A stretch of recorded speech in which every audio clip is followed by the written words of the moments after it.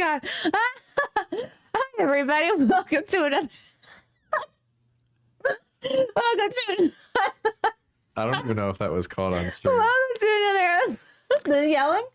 Now listen, I didn't cancel on you, Of NightMayr. but I should have because I have a terrible sore throat. Not sore throat, but just scratchy raspy. throat. So I always get accused of plugging too much, which I don't care. That's what she said. But I want to plug before I run out of voice. So we're going to play a game. Okay, good. I'm going to say something and you repeat it. Okay. 8 p.m. 8 p.m. Thursday night, January 22nd. January 22nd. Manhasset Cinemas. Long show with lots of filthy jokes. Ooh, it's a long show with lots of filthy jokes. And no holds barred Q&A. You can ask me anything. Ooh, no holds barred. And there's Q&A. You can ask him really anything. What if it's a personal question? Well, the 8 inches. And you read my mind. which is too wide for a lot of women. And they have to lay down. And the ticket link is on jokeland.com. And I know everybody will break my balls for starting with a plug. I don't care. I don't care either. In fact, I was going to plug that for you, but I'm glad you. I don't trust that. I would have screwed it up. Jackie, so we're talking before we come on the air, right? And you try not to, because we wind up doing stuff. Then I also was like, I haven't seen you in forever. It feels weird to not talk to you. But then it's true. You do sometimes blow a good joke or a reaction or a story. Right. So I guess this is the intro, guys. Jackie the Joke Man Martling is here in studio. Oh my goodness, Jackie, I'm not sure if the last time I saw you. I'll tell you when the last time you saw me. Was it when you interviewed me for a podcast and I made you puke? Oh my God! So this was. Is this a real story? I thought you were kidding. You ran around behind the desk or something and puked. Dude, this is one of the most insane stories ever. It had to have been 2020. It was right when I got back. I'm not making that up, right? No, not at all. I wondered if I didn't remember. Not at all. Right. That's like probably one of the top 3 most embarrassing stories of my whole life, like moments, maybe even top 1.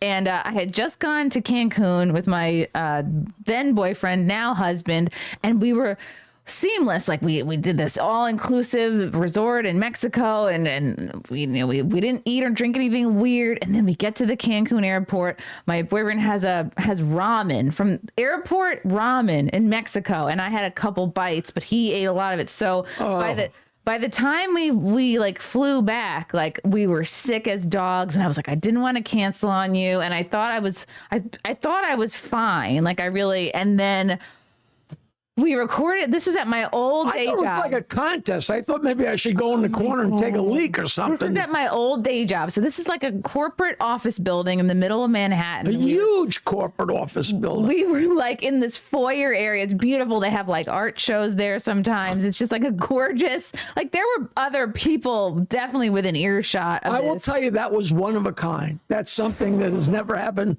before or since. I hope not. Which is fun. I've never been more embarrassed because like you're kind of a big deal. Like you're kind of you're a great guest to have. You're I can't even believe I was so good I made her puke. And then it's like we wrapped. I don't know if we went exactly an hour. I think I was starting to feel horrible. So I like really wrapped it up like quicker than I normally would have. And then I was like, that panic of like, I am somewhere I shouldn't be and I really need to puke. And I ended up going behind like a partition. Yeah, it's like a guy when he has to take a leak. You never just do it. You do it against a tree, against a wall. Yeah, I had to find a tree or a wall. It was so embarrassing. And then I had to go.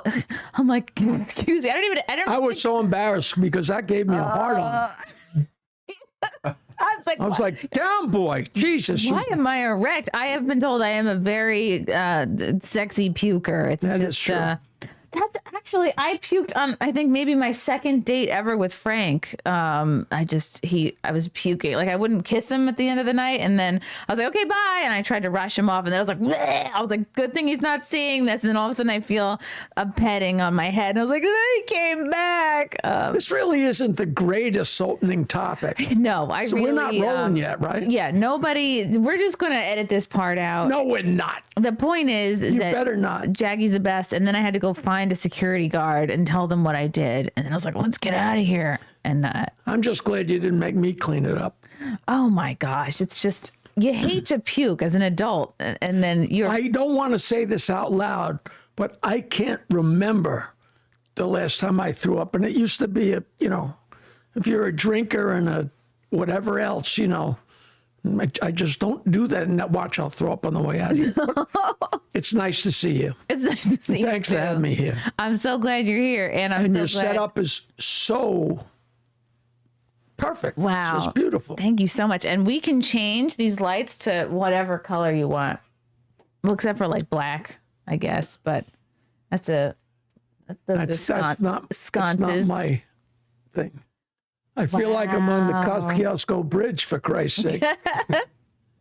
That drives me crazy how that changes color as you're going. I know it is actually probably a little unsettling.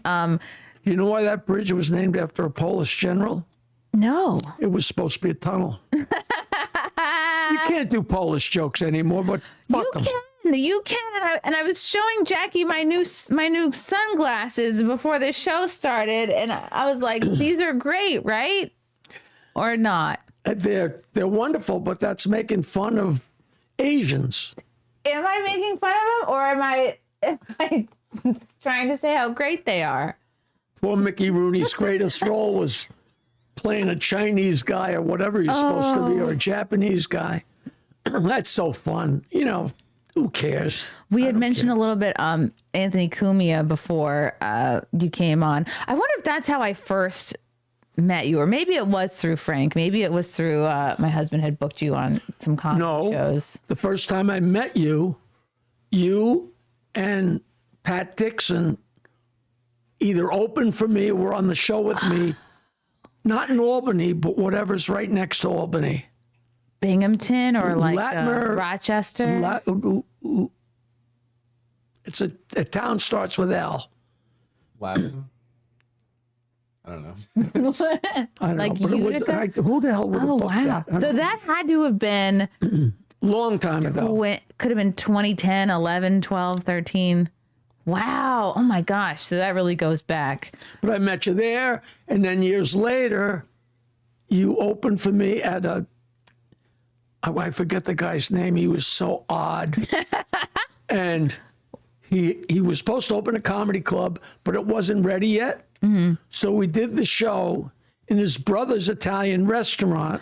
And his brother is or was an Elvis impersonator. Oh my gosh. That's But he was in the next room, but there was no wall. There was just a curtain. Oh, wasn't that the guy? So we're trying to do our shows, and you know.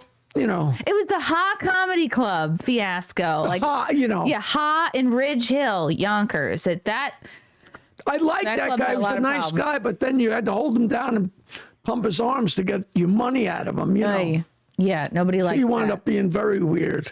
We were talking a little bit about Anthony Cumia before, Sorry. and he's it's okay. I like getting sidetracked, but you're actually one of the, I think, really great things about you, Jackie, is you're one of probably the only people I can think of who has maintained a good relationship with both Opie and Anthony.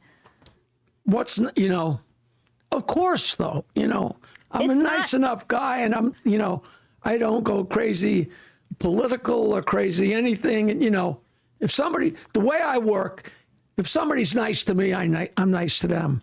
And, if somebody says, oh, Charlie's a shithead, I'm like, all right. And when Charlie's a shithead to me, I'll stop being nice to him.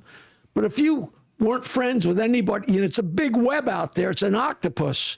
And everybody doesn't like somebody. It's true. And you just like, You got to keep it separate. What do you think is the likelihood that the two of them would ever reunite, get back together for Sexually? a show? No, just cordially. You know what? I don't know enough about their history and then their interaction or what made them get together or not get together. I just know, I played music forever with a partner, and it just happens. You just, your partners, and then at some point you want to kill each other. Whether it's a marriage or a partnership, or it happens to many, So I don't know. Did one of them think they were more talented, or I think, well, I mean, you know what? I don't even want to speculate because I have no idea. I like them both. Anthony's the more talented one, just for the record. But this is why I'm not friends with Obi. I've tried to reach out to Obi. I have tried being nice to him. I've tried inviting him. He's a on real nice guy. this show. Not to me. He said I was unfunny. He said horrible things about me, but I've tried, and it's still. Well, I wrote a lot of that thing. The invitation is still open. Obi, like you just heard Jackie talk about how great this studio is. So who knows? Maybe I'll be able to. Yeah, Obi, get him come out on here. here and do her podcast. For Christ's sakes, it's 2026. We're all going to be dead soon. So let's hold hands and march into the sea. You know? That's a great. I'm going to say that for every. You know what? We're all going to be dead soon. The 2026 is the year of like, just why not? Just do it. Just do the thing. But yeah, Opie and Anthony, very sort of resentful relationship. I think like there'll be months of silence and then months where like they're just constantly going back and forth at each other, like live streaming and commenting, videoing. It's a waste of energy, you know. You would talk about Artie, and you said he's got his nose fixed, which number one is terrific to hear because that means he cares enough about going forward. He's taking care of himself. But they did a documentary on me, and he was supposed to be in it.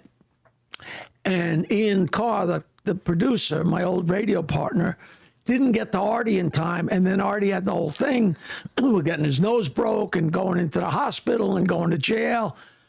But it took so goddamn long for them to put the documentary together that Artie got out and was all right. So Artie's in the documentary, only, with less of a nose. Oh, and, man. And he's just such a good guy. I texted him like 2 days ago, like every month or every 6 months. I mean, I never hear back, but I always text him and say, listen, if you want to get together and not have a drink, I'm your guy, Oh, that's nice. Yeah, there's probably a lot of people still trying to get him into stuff, drinking, drug and all that. Probably a lot of temptations out there. Matt, if we could bring up that article about Artie, because I feel like every so often people are like, oh, has anyone heard from Artie, seen Artie? It's been a while. So this is from The Sun. What was the date on this? Was this from last month? It was December 10th.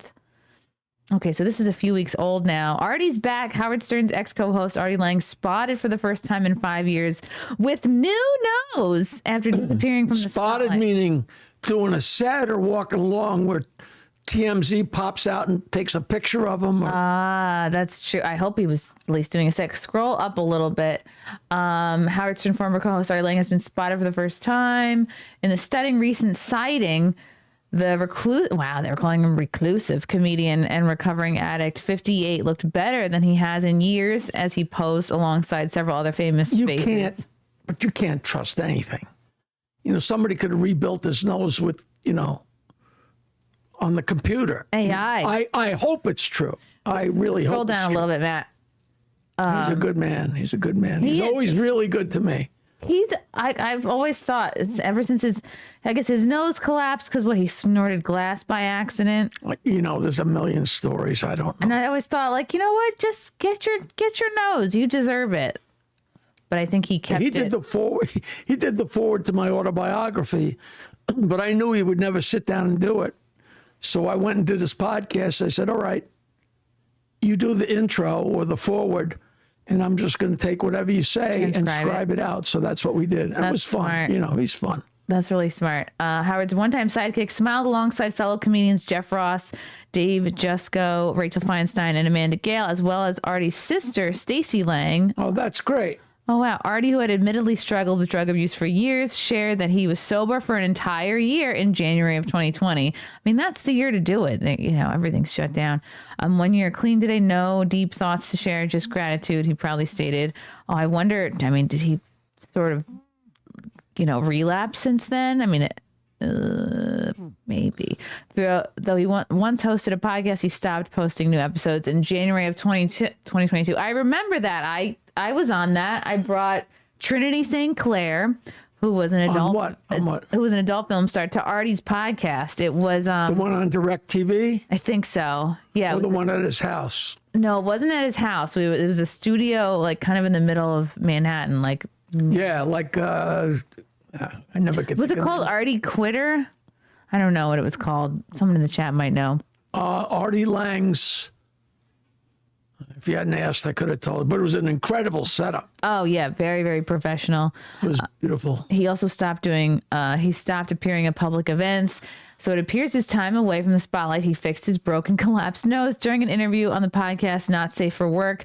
Artie opened up about his deformed nose and blamed his drug addiction. The reason I have this nose is, of course, the abuse. I have no septum, he said during an interview in 2019. All right, this is too depressing. We have the, this is like a good man. way backstory that I feel like a lot of people know. He owed a bookie 62 grand. Okay, let's see. If we scroll down, does it go into when he had it fixed?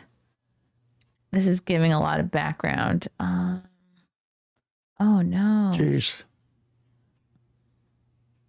Scroll up to the picture. You're going too fast, man. Already signed copies of his Too Fat to Fish at Barnes & Noble. Oh, that was 2008. Okay. You know, it's funny because I did his podcast from his apartment like maybe 4 or 5 times.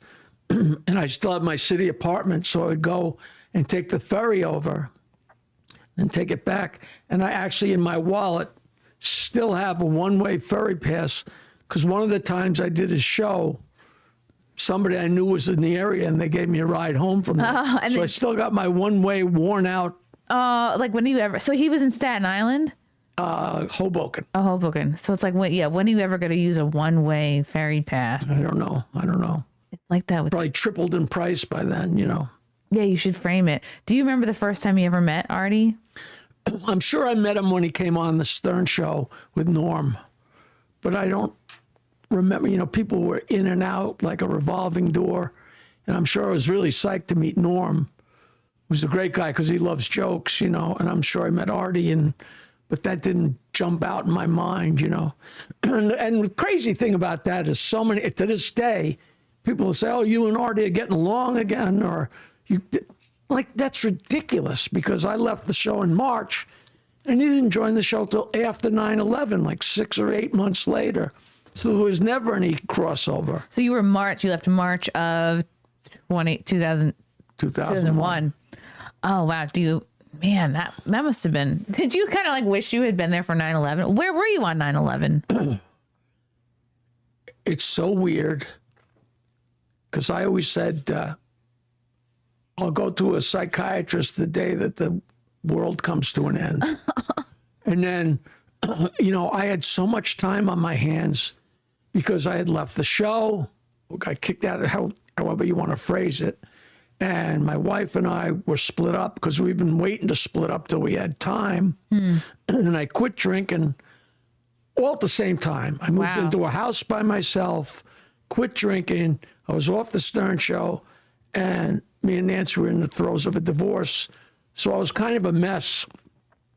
And I said, I got to get something. And then somebody hooked me up with a psychiatrist who was a big fan, but he had no time. The only time he could see me was at 7 o'clock in the morning on Community Drive in Great Neck. So I went to see this guy. He was a great guy, and he gave me a prescription for Wellbutrin or something, some light, you know, antidepressant or whatever. And I was driving home on Community Drive, and Judy DeAngelis came on and said, oh, a plane hit the World Trade Center, which wasn't earth-shattering because planes hit New York buildings not all the time, but it's happened. And I wonder, I'm sure it's recorded somewhere because she's a pro and those guys are pros. They don't stumble.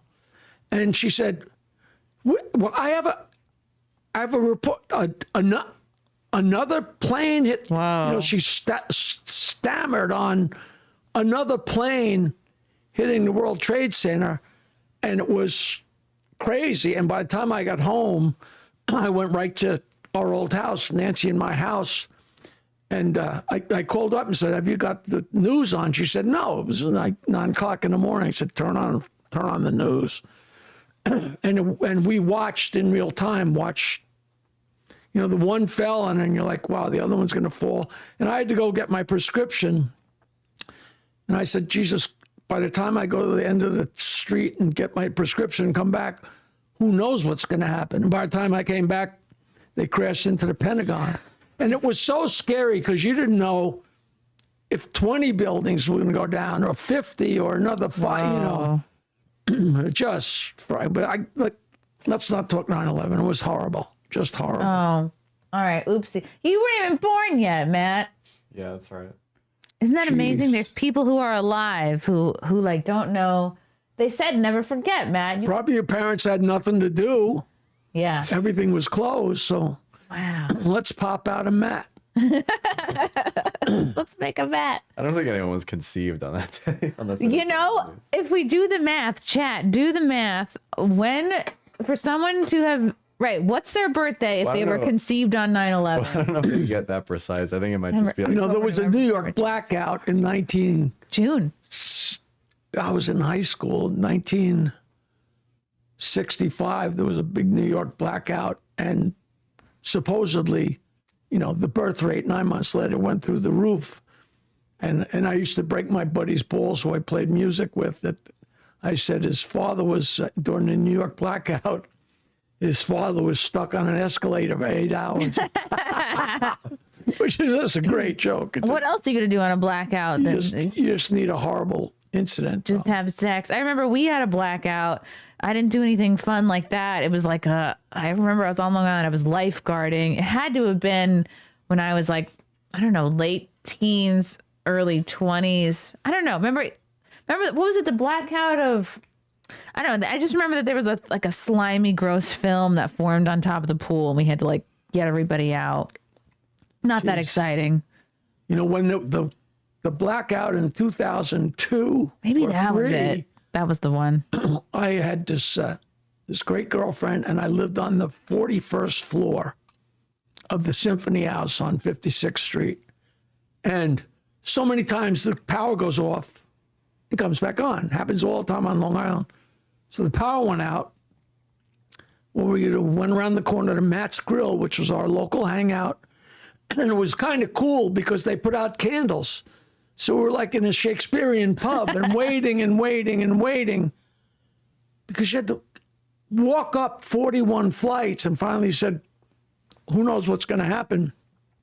And the stairwells were dark except for the little emergency light. Which is never big enough. And that is a lot of stairs, I didn't experience that. In high school, we walked up the Washington Monument, and I tell people, don't ever. At that day job that I interviewed you from, they have an event every year where you like climb up all the stairs, and it's 40 flights to the top, and it's like I did it twice. I was like, I got to get that free T-shirt. I don't know. So I've done so many things in my life motivated by a free T-shirt. It is nuts how people go crazy for free T-shirts. It's insane. I just started putting them on my website. Once in a while, I just say, hey, if any of you guys want a T-shirt, I still got some. I charge $50 because I only got a box full. But the people that want them really want them, so. Was your website, I was watching an old Stern clip, was your website like one of the first kind of like websites even to go up? I was so lucky. People don't remember, but the internet happened. And at first it was just that green screen with text. And then at some point it became what you see is what you get, where it was actually readable and then they added pictures and then they added video, but those were slow coming. Okay. And one day this couple walked into our office in Bayville and said to me and Nancy, hey, you guys want to be on the World Wide Web?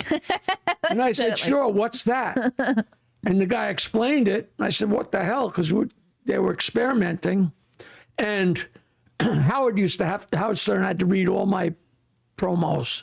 That was part of my deal. And in those days, and of course, anything I did, I was the asshole. You know, oh, there's this new thing called the World Wide Web. Oh, what's he doing? You know, Rob, oh, what's he doing? Some other asshole thing, blah, blah, blah. And Howard would give my plug, http://stargaze.com/joke. It was this long, but he had to spell it out. Nobody understood what the hell it Right, was. you couldn't just type in. There was no search engine. No, Google you had to type out the whole thing. Oh my god. The HTTP and all that. And I remember that, and they came in and the girl demonstrated email. Wow. And the first time she said, see this, all right, we're going to send an email to Tokyo. I said, all right. She goes, types it in. She hits send. I said, so how long does it take? She says, it's there now. And the first time you witness that, it's like mind-boggling. It was so fun. But then almost right away, my brother's wife's brother worked at Optimum, and they were just putting in cable for cable internet. So Bayville was one of the experimental cities. No way. It's a hamlet. So I had cable internet before anybody. Wow. So I would put up pictures and stuff. But if you had AOL 14.4, you know, I'd put up a picture and I didn't know enough to shrink down a JPEG. I didn't know from that. And people would curse me out because they'd go on my website and it would take days to load. Meanwhile, when I hit a button, it came right up, you know. Oh, wow. And I put my old website, I had everything connected to everything. I had tons of jokes and stories. And when I finally put out my autobiography, I'd written out all the stories for the web. It was so much fun. I would sit there, I'd get home from the Stern Show drooping, so tired, but I'd sit there in front of the computer because it was, in those days, before, I don't know when this, it was a long time. 98, you think? But originally, you had to type out, it was like, I was a mechanical engineer, and we used to do mechanical engineering problems. Oh, wow. That was so confusing. And if you typed out the, whatever it's called, the hyperlink or yeah. You had to have every single thing right, because if you missed one colon or one slash, it'd be upside down or it wouldn't be there, you know. And so it was so rewarding to hit send and for it to pop up was great, you know. And then there was colors and it was just so exciting. And then, you know, and that's how I got hooked up with Mark Cuban, because his guys in Dallas, we went on in Dallas and we were #1 right away. And they called up and said, hey, why don't you come out and help us promote our new thing? And we're big fans and we'll fly you out. And I said, what are you going to pay me? And they said, well, we can't pay you. I said, listen, I'm on the show 5 days a week. If I go away for a weekend, like the Chicago or Los Angeles, they're paying me a lot of money because I can't rationalize, hey, honey, I'm going away for the weekend. They're not paying me, you know, I'm never home anyway. So what it was called audionet.com. And Mark Cuban had made a bunch of millions of dollars in Los Angeles, and then he came to Dallas. And this is before he bought the Dallas Mavericks and everything. And his idea was he wanted to be able to hear his college basketball games from Indiana on the web. So what they wanted, and this was sound, was a whole big leap. You know, it was pictures and then sound and then video, but those were major leaps. Yeah, it and took he's a the while. first guy that's putting sound on. And I sent them every joke that I ever recorded as MP3s, and they made an endless loop of filthy jokes. Wow. So if people listen to a basketball game and they go to commercial, they could hit the button and hear Jackie's endless loop of filthy jokes. But I never knew it was Mark Cuban, never met him. And then, you know, and they promoted me. It was very fair. And then like a year or two later, I see broadcast.com, formerly audionet.com, sells for $4 billion. I'm like, Jesus Christ, you know. Hey, send me a check. Yeah. Where's your cut? But he's such a good guy, and he came on. He's on my documentary. Wow. You Oh, know, right, they right. give me, you know, kudos, and people are like, how'd you get hooked up with him? I said, well, you know, like everybody else, he chased me down. Yeah, not really, but his people. people. But thank you, Mark. Thank you. He's a good guy, really good guy. I'm sure he's watching. Yeah, I'm sure he'll. If he's not already a fan of this program, he will be. He will be soon. Yeah, he's a good man. Hello to the chat. Yes, we are live, so send in your questions for Jackie. This is your only chance. Yes, Jackie hangs with billionaires. This is your only chance till I do another one later. How did you go from mechanical engineer? Because that's a smart person job to comedian. What are you saying? How are you a mechanical engineer? That's for smart people. How could you say that? I don't know how. No, my father went to Alabama University for a couple of years and took engineering. His family had no money. I don't even know how he did that. And when I got accepted to Michigan State, I realized if I don't take a really difficult major, I'm just going to get drunk and flunk out. Wow. Good for you. So I decided I better take a tough major. And it's so funny because I went out there. I don't know if I've ever told him. Me and my buddy went out to Michigan State for orientation, which is like 3 or 4 days. They show you because it's an immense place now. You're from Long Island. Yeah. Right. And I got accepted to Syracuse and Rutgers and Penn State, but Michigan State was the furthest one away. And I had to go because I had to sever ties with my hometown and my hometown girlfriend because I didn't want to come home on weekends. Wow. I wanted to. Hope she's not. She's probably not watching. No, she's great. And I wanted a fresh start. Get the hell away. I wanted a fresh start. And so we went out there. And we're different lectures. And there was some lecturer, I was sitting next to a pretty girl, and we're fucking around. I'll never forget because the guy giving the lecture had one leg. I don't know why I remember that. And he pointed me out, and there was like 300 or 400 people. And he said, and you are a worthless bastard or whatever. He said, you will never graduate from this university. Not your type or something. Wow. And I must have taken that like, well, fuck you. I'm going to, and it took 5 years. Well, fuck you, peg leg. Yeah. And it was a very difficult major, and I loved it, and I would set the curve on. I did terrible in English and any kind of humanities, but mechanics and atomic physics. This is 1967, 68. I got a ponytail down the middle of my back, and I got bare feet and a dog. But other guys are cheating off my paper because I was smart when it came to that, Yeah, I was just gonna say, like, that shows how smart you are. The fact that was your thought process. Like, I better pick a tough major or else I'll just be dicking around. And I did it. I got, I'm a mechanical engineer, class of 71.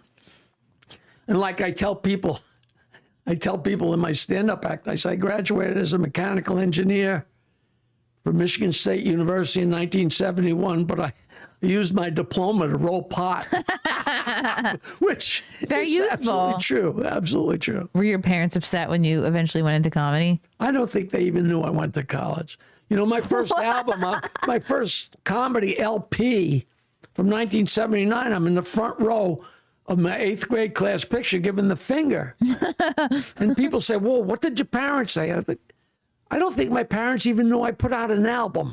Nobody's paying attention, I like that. That's a really, I think that's that's an exaggeration, but not a crazy exaggeration. that's a good attitude to have, because I think there comes a point where, like, I think I've only been doing comedy like maybe 15 years, but I got to a better place when I realized, like, let go of the whole, like, your family needs to know and care about and be a fan of what you do. It's just so. I'd been telling dirty jokes since like 3rd grade, so nothing was going to shine. My mother used to tell me not dirty jokes, but Mom jokes. When I was way too young, when I was a kid, I had one of those speckled notebooks. Oh, yeah, like a marble. I wrote some, and I wrote some stuff in them and some kind of jokes and drew some stuff. And my mother took the book and wrote a dirty joke in it. Not real dirty. She said, I'll never get this right. There was a priest who used to tie up his donkey right next to the church. And one day there was a fire in the church, and the priest went and leaped out the window to jump onto his donkey, but he missed, and he landed in a freshly dug grave, which just went to show that that priest didn't know his ass from a hole in the ground. But I'm like 6 years old. That's and she's really right, clever. so, yeah, and then, and all the, you come across that joke in a million different places. I'm like, my mother told me that when I think I was 6. I could have been 4, for Christ's sake. Oh, wow. That's really So cute. it was a wild. How did Howard discover you? Because you started out as like just kind of like a writer for him, and then they brought you on kind of full time. No, what happened was I worked in a studio in the 70s, a recording studio, and that's a whole long story. The guy that owned the studio, we became very good friends, and now he's married to my sister 45 years later. Wow. I stick to people's feet like gum, So I learned enough working at the studio. It was too much backstory, but I knew enough how to make an album. I mean, you find out all you need is a master tape and a few pictures and a few dollars and send it away. It's like baking a cake. So after 6 months in comedy, I had my own LP. 6 months? Which was such a calling card. Well, I've been telling these jokes since I was in third grade. But when I started telling jokes on stage, I told them in my band, always recorded, but when we started comedy on Long Island, me and Richie Minervini. And it was upstairs at a restaurant in Huntington. And I recorded all my shows. And one night I said to my girlfriend, I said, they laugh every time I open my mouth. I should make a record. And she said, so make a record. And I borrowed $100 from 15 different people. Wow. And recorded my shows, put them onto reel-to-reel, cut it up with a razor blade, and Holy cow. made myself an album. And the cover is my 8th grade class picture, and I'm giving the finger. And I'm telling you, when I got those albums, I picked them up at Port Authority. It must be what it feels like to give birth to quintuplets. I mean, and then I made another one, and by then Nancy was working with me. I was working in Washington, D.C., and the owner was a madman. I always killed down there. He said, hey, there's this wild man that just got fired from the radio, and he used to do broadcasts on Friday mornings in his underwear from the club. You should look him up because you probably hit it off. I got home, and we used to send, well, you promote yourself. You know what it's like. You keep throwing shit against the wall. And by then, we had 3 albums and cassettes that matched them. Wow. And we sent those packages to everybody. If a cab driver said, hey, I saw you at a club, you're funny, give me your address. Wow. You never know who can help you. And so I got home, and we just put together, the 3 albums and the cassettes like we sent to everybody. And I never heard of Howard Stern or what. I never listened to radio. I listened to my homegrown 60s music, Motown and the Eagles, or else I listened to my own jokes so I could remember them. And I just wrote Howard Stern, care of WNBC, 30 Rockefeller Plaza, and we just put it in the mail, like nothing to lose. And like a couple months later, he called up. I called back and said, hey, I'm calling for Howard Stern. And they put him right on. He said, listen, we listened to your records. It took us a while because he had just gotten there, just had to get settled. He said, but you know every joke and you're a pisser. Why don't you come on? We're going to have a talent contest over the phone today. You want to come in? At the time, I'm running the shows at Governor's Comedy Shop in Levittown, and this is 30 Rock. So it was a pretty easy decision. So I got in and walked in, and it was Howard and Robin and Fred. What year was this? 1980. Well, I sent the records in 1982, like in August, and he called me in February of 83. And we just had a riot. I didn't know anything about radio or being on the air, but looking back, it was magical, but I didn't know it. We didn't know it. At the end of the day, he said, "You're a lot of fun. Why don't you come back next week?" Were you nervous? No, I didn't know enough. Because you didn't know to be nervous. You know. So I came back the next week, and then he said, why don't you bring some of your comedy friends? And I still have guys say to me, "I can't believe you asked me to go on the Howard Stern show." And I said, no. So I said, "You want to go on the Howard Stern show?" He's a radio guy. And they go, "What's it pay?" Oh my I said, God. "What's it pay? It's 50,000 watts of fucking radio. The tri-state area is, it's the Who said no? Who wouldn't come with you?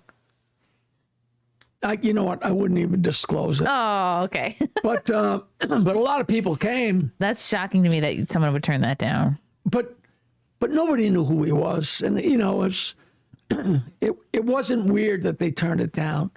But I would never, I worked there for free for 3 years, but they're promoting Governor's Comedy Shop. It was funny because the first 2 or 3 times I came on, I was Jackie 922 Wine Martling at the time. I had my dial joke. Oh, yeah, the one. I started the dial joke when we started comedy on Long Island, 516-922-WINE, which is still running for no reason. And he advertised, call Jackie's joke line. And after a couple of weeks, he called me up and he said, "I got some bad news." I thought, well, you know what? Those couple of weeks on the show were fun, He said, "We can't promote 922 Wine anymore." So what are you talking about? He said, "We got complaints because it's filthy." And people called the station and complained. I said, "So I'm still on the show?" And he said, "Yeah." I said, "Well, fuck 922 Wine, And then a couple of years later, Rick Dees anointed me Jackie the Joke Man Martling, and that became my nickname. But I was on the Stern Show for 3 years, 1 day a week, except when I was out of town working. And then Would it be a full day? Or would it be a full day, or would it just be for like a segment or two? no, just the whole show. Yeah. It was 4 to 8 in the afternoon. And then he got fired in 1985 in the fall. And then K-Rock picked him up. And then I was back on the show once a week in the afternoon. And all of a sudden, rumors are, we're going to go to mornings. And then I guess it was in May, we went to mornings. And it was frightening. And I was on 2 days a week. Was that like an upgrade? Was it better to go to mornings for them? It's like night and day. For the radio business? Yeah. Oh, God, it's like, if you rule the morning, you rule the day. That's right. the radio. People listen on the way to work. And, but it was frightening, to be there at 6 o'clock in the morning. But I was twice a week. But over the 3 years, I'd been slowly passing them stuff and ingratiating myself, Ooh. And when they decided to go to mornings, I was actually at Virginia Beach Comedy Club, and it was a phone call. And Nancy, we never spoke on the phone because it was so expensive to call long distance. And they said, she was my wife, your girlfriend's on the phone. I'm like, well, my parents died, the house burned down. And she said, "You got to call Howard Stern." I thought, well, I guess I'm off the show. And he said, "We're going to mornings. On Monday, I need a price for 2 days a week." Wow. So How'd you figure that out? and they had a play, I just off the top of my head, and I lowballed myself. That's why I fought for money for the next 15 fucking years. Because, they say, "Hey, we doubled your salary." I was making $1. Now I'm making $2, But they had a place for me to sit. And in fact, when we went to K-Rock, they already had a place for me to sit where I could pass my notes. And then I went from 2 days to 3 days to 4 days to 5 days very quick. And not to blow my horn, but he was a lot funnier when I was there because there was 2 senses of humor, And then Fred could pass notes, and Fred would write a little squiggle and hand it to me. And after a day or 2 or 3 of that, I took a pile of paper and put it in front of Fred and gave him a magic marker. I said, "Listen, if you want to pass him a note, write it nice and big and clear so you can give it to me and I can give it to him. Because by the time you write it, give it to me, I rewrite it and put it up the moment's passed." And now we have 3 senses of humor, completely different. I'm a punchline guy. Fred's from Pluto and Howard's, And the show was just so fucking funny. And it just got better and better and better, you know. Could people see that you were passing him notes? It was a very weird thing. It was so slow to come out. It's very hard to explain how, you know, to this day, there's people that don't believe that I was passing them notes, and people in show business that had no idea. How does that make you feel? Like, were you ever It was just my like, job. I didn't care.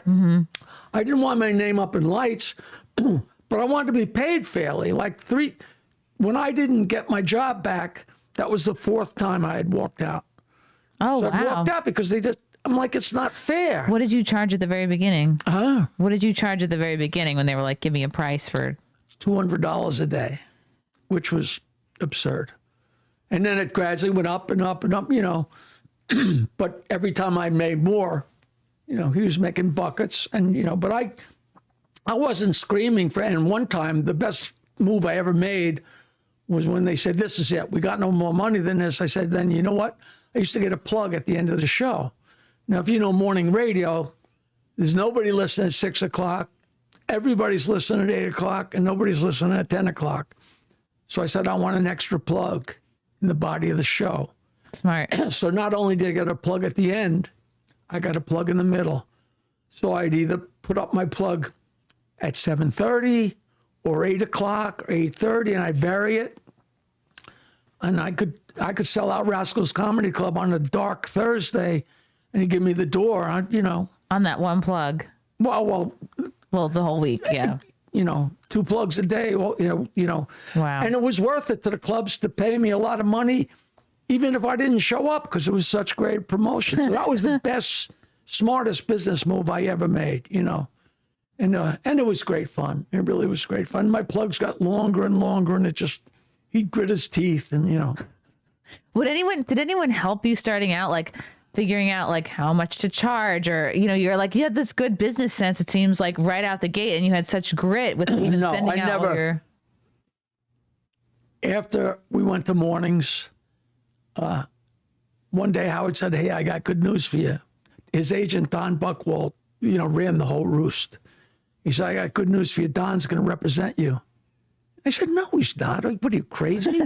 Because Don had Howard and Robin and Fred.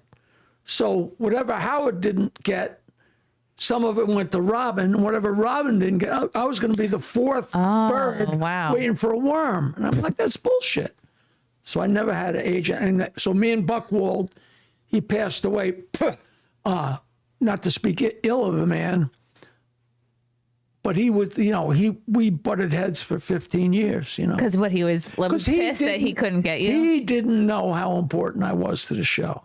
You know, Howard knew, but, you know, not many people knew how integral I was to that whole thing. Was it Don who reached out to try to rep you, or was Howard who was like, let me get you representation? I don't know. I really don't. They just wanted everybody Together. where they could control them totally, you know. That's actually like really smart. I wouldn't have thought, like, you know, that My you would cousin get... Craig was on he almost made the major leagues. And he told me, and I never checked up if it was true, he said that an agent couldn't have more than one guy on a team, because you can't say, you can have Phil Rizzuto for shortstop, but you got to hire Charlie Smith for second base, or else you don't get Rizzuto. You know, and they used to pull out the comedy clubs. Yeah, well, you can book Jay Leno, Yeah. but you got to take this other act. Well, you know, then, you know, it was bullshit. Oh, yeah. Agents do that all the time. Like, All the time. they'll rep a bigger household name, and then they'll have a bunch of smaller guys, and they'll be like, well, if you want to book, I don't know, Matt Rife, you got to book, I don't know, Joe Schmo. And I feel like that's how a lot of Joe Schmoes like get work. You know, it's whatever it takes, you know.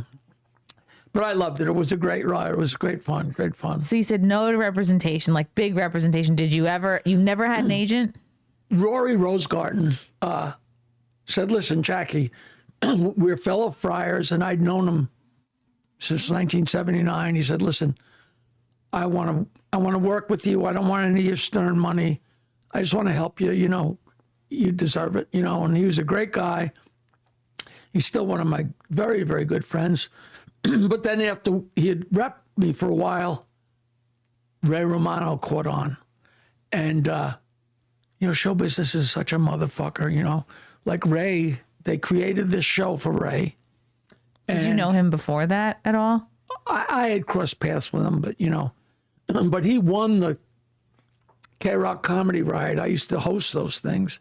And Rory saw him at the K-Rock Comedy Ride, went up to him and said, hey, let's work together.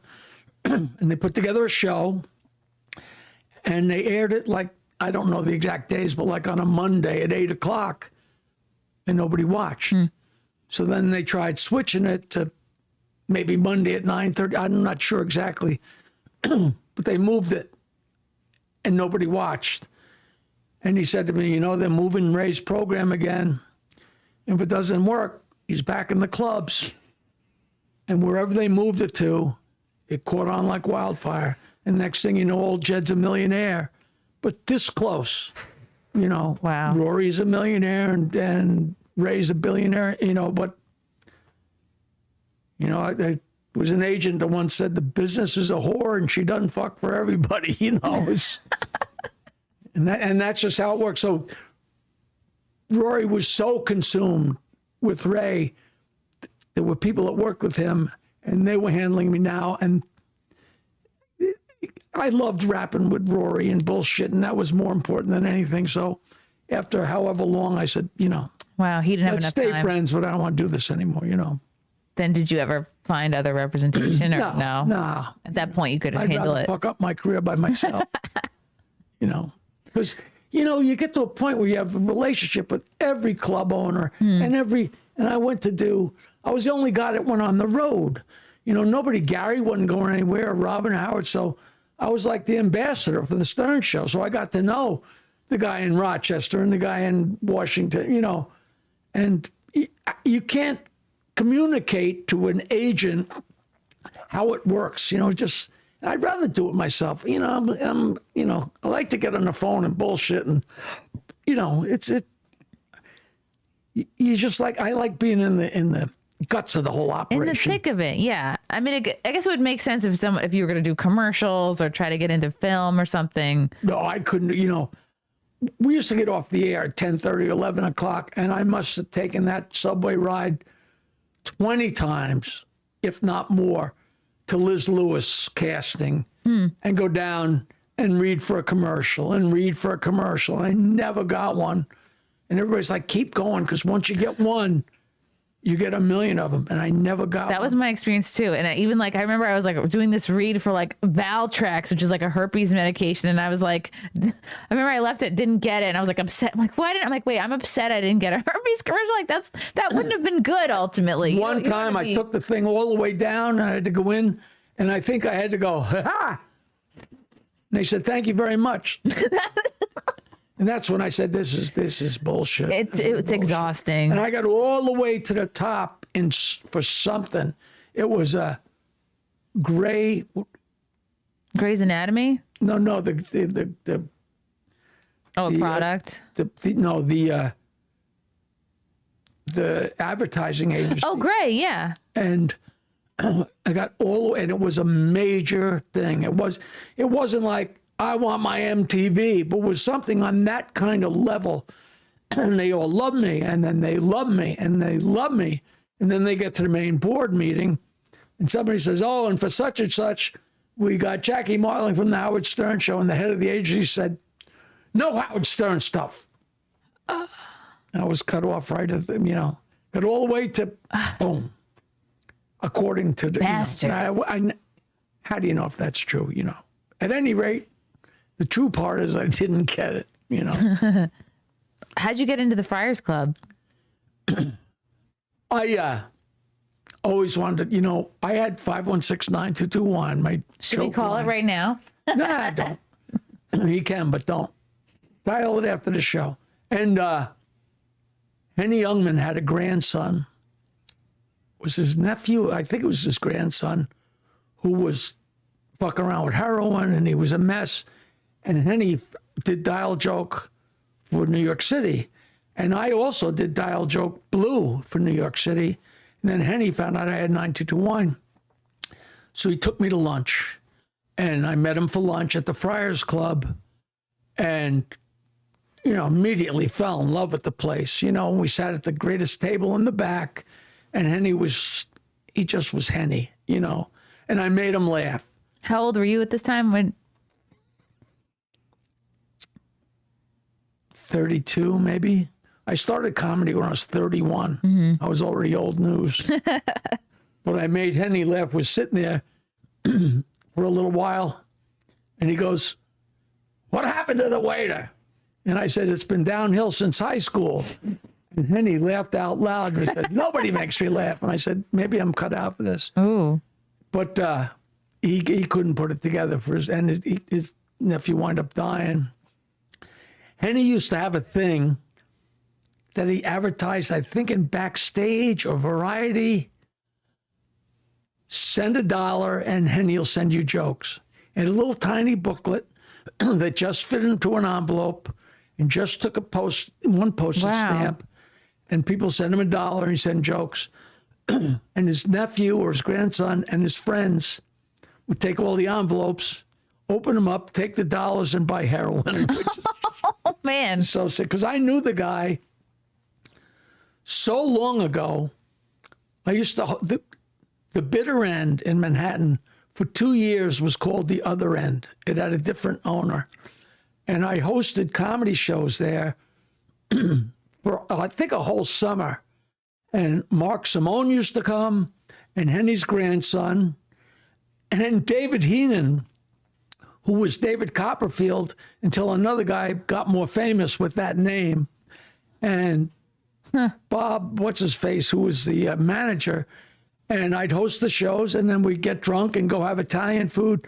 That's how I know Mark Simone. Our politics are completely 180, but we go way back to 40 years, you know. Wow. And it was so much fun.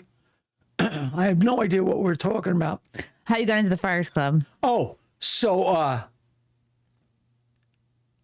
I got so enamored with the Friars Club, and then I got a gig in the Catskills. I don't know how I did, or who called me up. And I got a gig at the Raleigh. Let me backtrack. I used to work in Fort Lauderdale at the comic strip, which was the most outrageous club. And the stories out of that place, everybody, all the early guys from the comic strip, like Larry Miller, Dennis Wolfberg, Jerry Seinfeld, Paul Reiser, everybody worked down there. And the owner of the comic strip loved me. So he booked me a lot. Well, I dragged Rodney Dangerfield to the comic strip, Fort Lauderdale, and I was golden with Richie forever. Wow. Because I walked in with Rodney and a guy named Louis Nye. Would you know that name? I don't know that He was name. on the old Steve Allen show. And the guys freaked out. I had never worked there yet. And Rodney got up on the stage, and Richie, the owner, thought he died. Richie Tinkin thought he died and went to heaven. Huh. So then he booked me there. And by then I had albums out. So I would stand there at the door after the show and sell my albums for $5. And the other comics would just goof on me and fuck with me, like Jackie with his stupid record. Your merch, yeah. And all of a sudden they realize I'm making an extra $50 or $70 a night selling my records and autographing them. And one night this guy, Freddie Roman, came in, and he was a Catskill comic, and he got up and I gave him a record. I said, "Wow, can I give you a record?" "Sure." And then years later, I got booked at the Raleigh, and I saw Freddie Roman was headlining in the main room, and I was working the 12 o'clock night shift where most of the people would walk out, you know, even if you were good, and I wasn't. And I got there, and it was the afternoon. I said, "God, maybe I could go say hello to that guy, Freddie Roman, see if he remembers me." And I was walking down the stairs, and he was coming up. I said, "Freddie, I was going looking for you." He says, "I was coming to look for you." I said, "You remember me?" He said, "I've been doing this forever. You're the only fucking guy that ever handed me an album." Wow. And so I said, "I would love to go to one of those roasts." He says, "You come, be my guest." Wow. So I went to a roast. How could I? Maybe what roast the it was? Phyllis roast, which was famous because it you know, wasn't supposed to be women. Mm-hmm.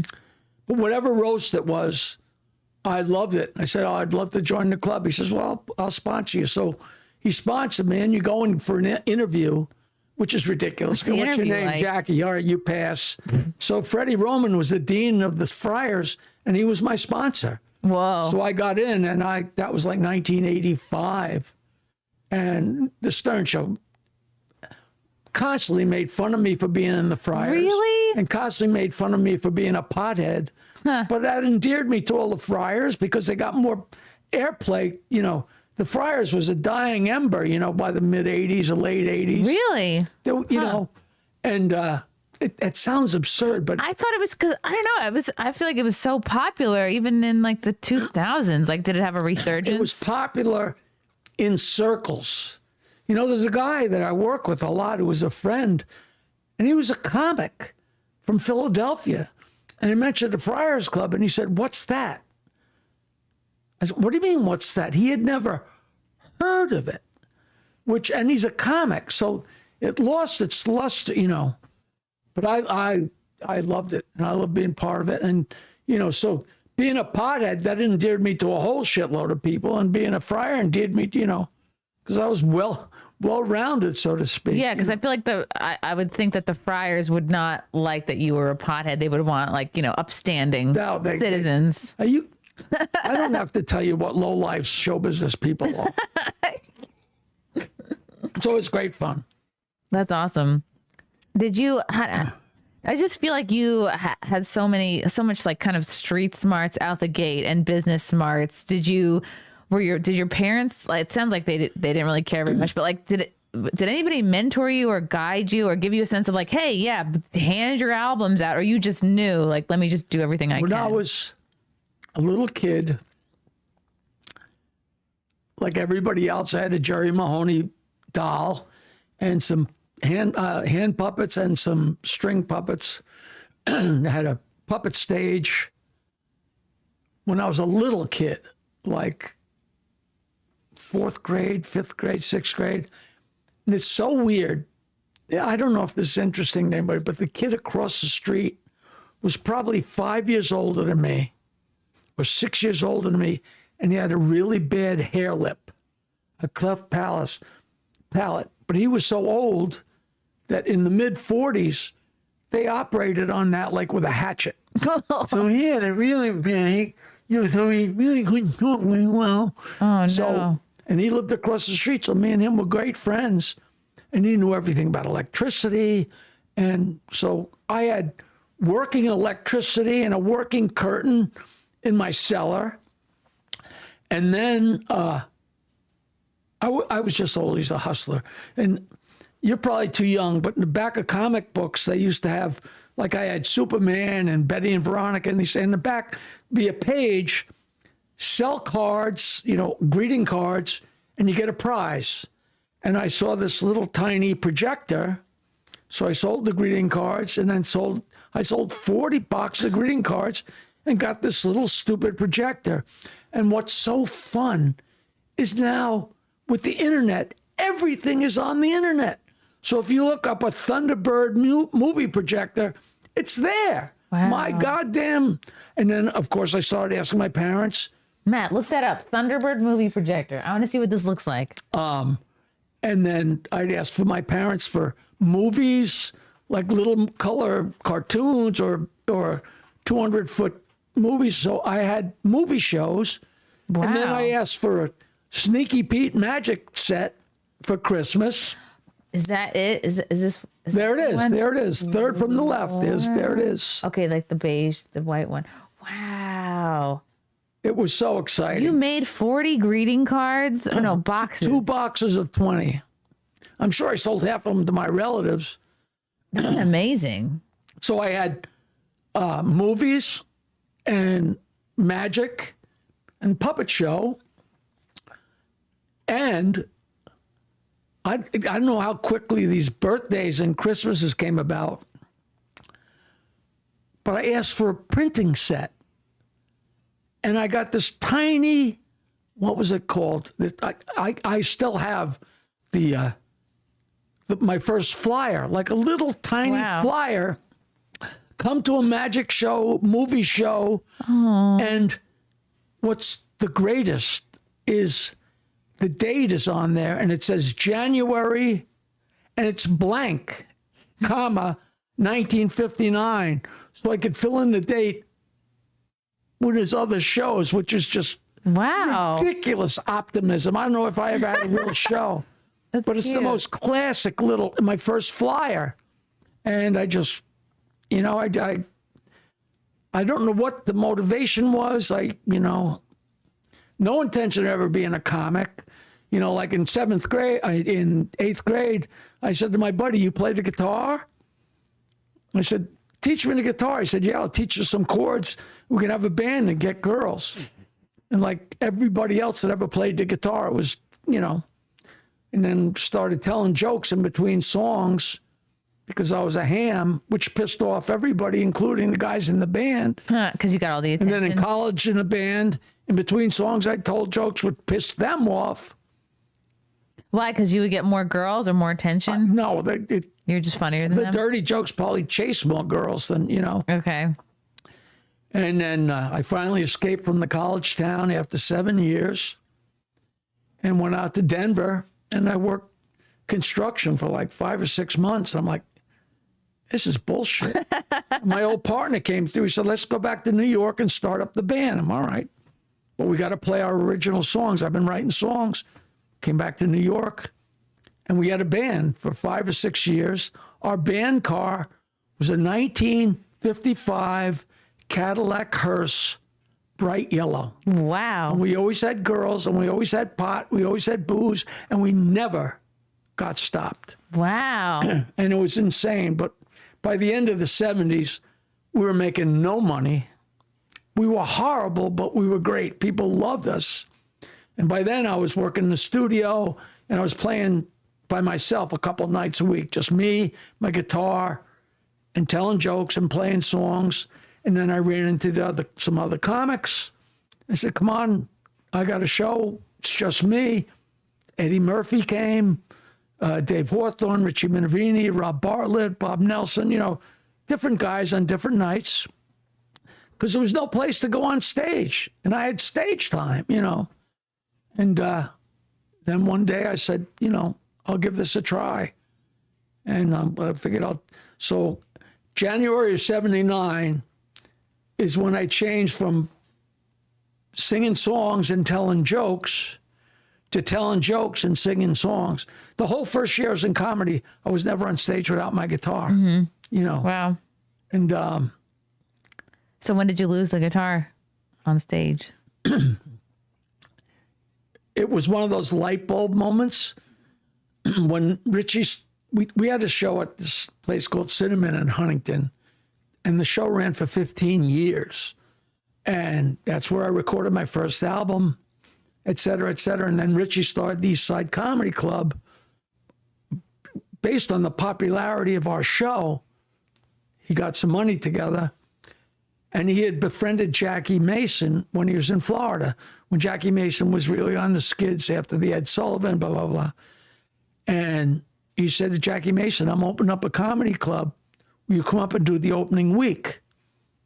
And he said, sure, sure, kid, So each of us guys got to host a different night. Like Richie hosted one night, I hosted one night, Bartlett hosted, and I always had my guitar.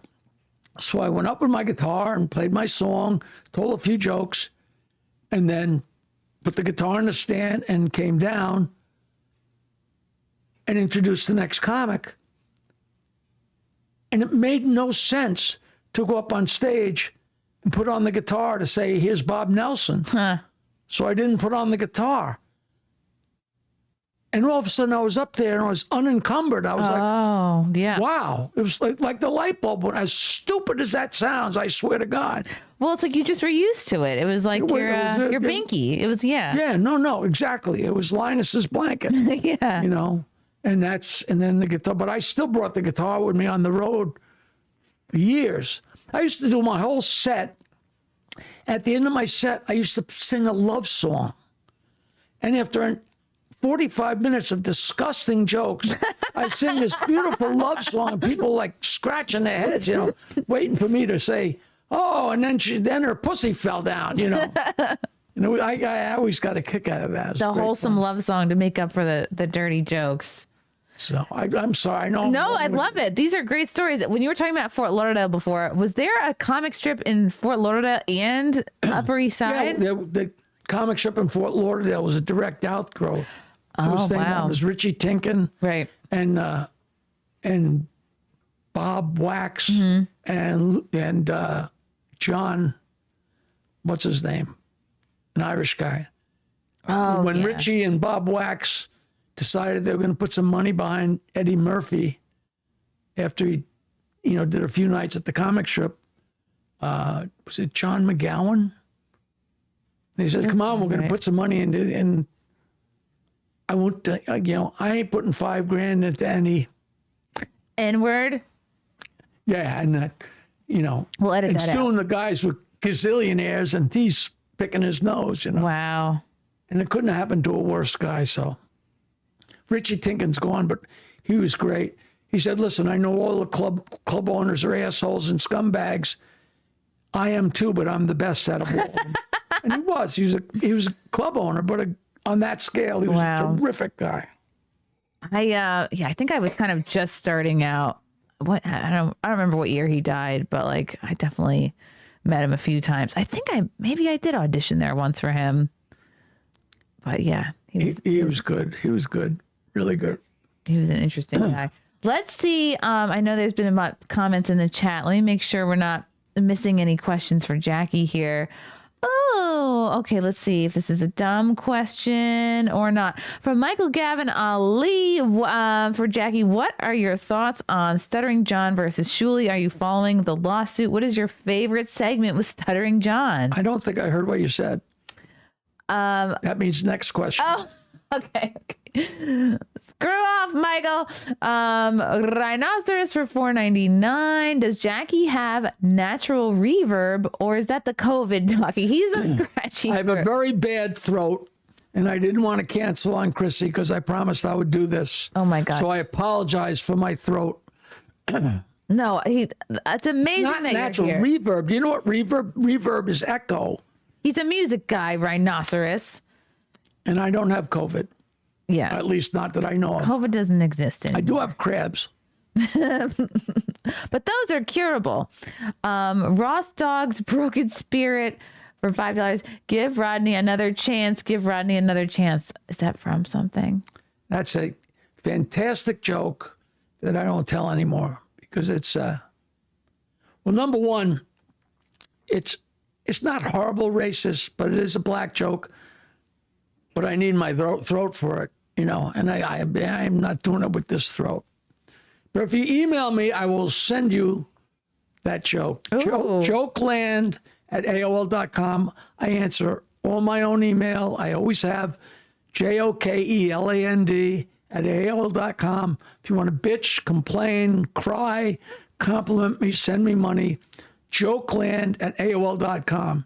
And that joke is on my album Hot Dogs and Donuts. And it's the funniest. That's the one joke that Howard's father thought was the funniest thing I ever said. Was he hard to make laugh? Yeah, Or he just wasn't he a was comedy a stern, guy? old Stern. It's a very funny joke.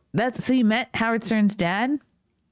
Oh, I knew them, You knew the whole I was family? part of the family forever. Wow. That's neat. Has anyone ever stolen any jokes of yours over the years? Have you ever heard anybody telling My your jokes are old classics. I've written some here and there. I wrote some jokes. Joke writing is the right joke at the right place in the right time. Like 99% of the jokes you see in movies are old jokes that have been reworked or whatever. But some of them I pulled out of the air for Rodney or whatever, or for myself. But it's funny because when I was starting out, I've been telling these jokes my whole life. So I really had them honed down, and I knew it was funny. I knew how to make them work. And once in a while, I'd see a comic go up and tell a joke. It's not my joke because they've been out in the air forever, but tell it word for word with exactly the inflection that I used. And to me, that was stealing as much as anything. my exact version. Whoa. Which is, I mean, who cares? But it was funny. And that was my whole brouhaha with Rodney about jokes. It's all so funny. It's all water under the dam, over the dam, through the dam, whatever. Near the dam. It's good. It feels. It seems like you don't hold a lot of like any grudges or anything. You No. let a lot of stuff go. Well, never. But there's lots of people who get, they get crusty. They end up, You don't know what it was like. I'm an old joke guy, and people are like, oh, here's a new joke. And the jokes they tell about Dolly Parton, they told about Elizabeth Taylor, and they told about Cleopatra. That's just how it is. And when I first got started, I read all the comedy books. And there was a chapter about Eddie Cantor. And Eddie Cantor was a vaudeville performer. And most vaudeville performers had 7 or 8 minutes. And they lived on that for years. And Burns and Allen had 7 minutes. And they went around the country doing that 7 minutes forever. So Eddie Cantor had his 7 minutes. And then he got a radio show. And after a couple of weeks of his radio show, he was out of stuff. And his writers got the bright idea. They went and got some old comedy books, joke books, and took jokes and twisted them to fit Eddie Cantor. And that's comedy writing. That's how it works. You make things work however you can. When I first sent stuff to Rodney, a lot of that stuff was old jokes twisted around to make it fit. And when I first started in comedy, people would, comedy was just catching on, in the city, the Improv, and then Catch a Rising Star. And in those days, people would say, I can't believe Chrissie Mayr. She's doing Star Trek. That's my bit, Star Trek. A whole subject matter? Yeah, like, how fucking dare you? And I actually wrote a letter and posted it on the Improv, like, nobody has any claims on anything, so just shut the fuck up. And of course, somebody can think of something here and think of something there. And of course, there's going to be people that really do steal people's stuff outright. But you can't just use it as a blanket thing, if it's specific, So I don't know. That's good though. You have a really good, like, healthy attitude about it. Like, kind of, like I not to like drop names, but when I had the internship for Conan, when I was in college, I asked the writers the same question. I'm like, what do you do? How do you deal with it? Does Conan deal with it? And then he said, I think it was J.R. Halvin who said, like, you can take a bucket of water, but you can't take the well. And that always stuck with me and helps me keep a good attitude about it. What was I going to say? Oh, shit. About joke stealing, that you just like twist it slightly. Like, there's a lot of old jokes and street jokes. Oh, when I first started, I've been a musician and a joke teller, and then I was telling jokes on Long Island. And then the show we did in Huntington got so popular so fast because we're paying guys like $50. And the guys are working in the city for $5 or a hamburger or both. So they're making $5 at Catch and $5 at the Improv. They would get in the car and come out to Long Island. They'd make $50. They'd meet girls. They'd smoke pot, drink for free. It was like heaven. Drive back. And they heard about, the word, that's a small group of people, and they hear about this asshole from Long Island that tells old jokes. But I didn't write them, but it's like going to see Hamlet and saying, hey, you didn't write this. No, he's a fucking actor. He's doing a show. And slowly but surely, as I met these guys, they realized I was as funny, if not funnier, than all of them. So pretty quick, that whole thing went away. Like, no, Jackie does what Jackie does, So, and they're all still great friends, most of them, except the ones that died more and more. Yeah. You're outliving all of them, Jackie. Let's see if there's any. Yeah, knock on wood. Are there any more questions? I want to make sure I'm not ignoring anyone. This is very exciting. The time has flown by. Oh, okay, Ross. Oh, yeah. The one about give Rodney another chance. He can't do it. His voice is not up to par. But you can email him about it. Jokeland@AOL.com. It is so fun. I'll send it to you. Okay, now I'm so curious about it. When again is that show coming up in Long Island that you mentioned before? I will be at Manhasset Cinemas, 8 p.m. Thursday night, January 22nd. A long show full of jokes, and then I've been doing Q&As after my shows, and the Q&As last so long, I very often work without an opening act. I just come out. I like to get them from square one Get 'em anyway. cold. Really? I don't know a lot of people who like that. A lot of people prefer just I need somebody No, to I warm have them to up. come out and balls again, introduce myself, and because I start more gently and get proceedingly, increasingly dirtier and dirtier and dirty, and then people are still enamored with the Stern Show, and with the passage of time, so many people are calling it the golden years, the 90s, when it was me and Billy West and the gang, and it was killer. And I guess all those shows are on the internet. Of course, the shows where I got tortured are very popular too, but I don't care about that because I love going nose to nose with Howard. I didn't care. And, I got the greatest compliment. I don't know how it was a great compliment, but it was just so creative. And this was 10 years ago or something. I got an email from a guy who said, Jackie, I live in Toronto, and I just discovered the Howard Stern Show on YouTube. And no, I just discovered the Howard Stern Show on Sirius XM. And right away, it became my favorite show. But then I started hearing about the old shows on YouTube. And he said, then I started listening to the old shows on YouTube.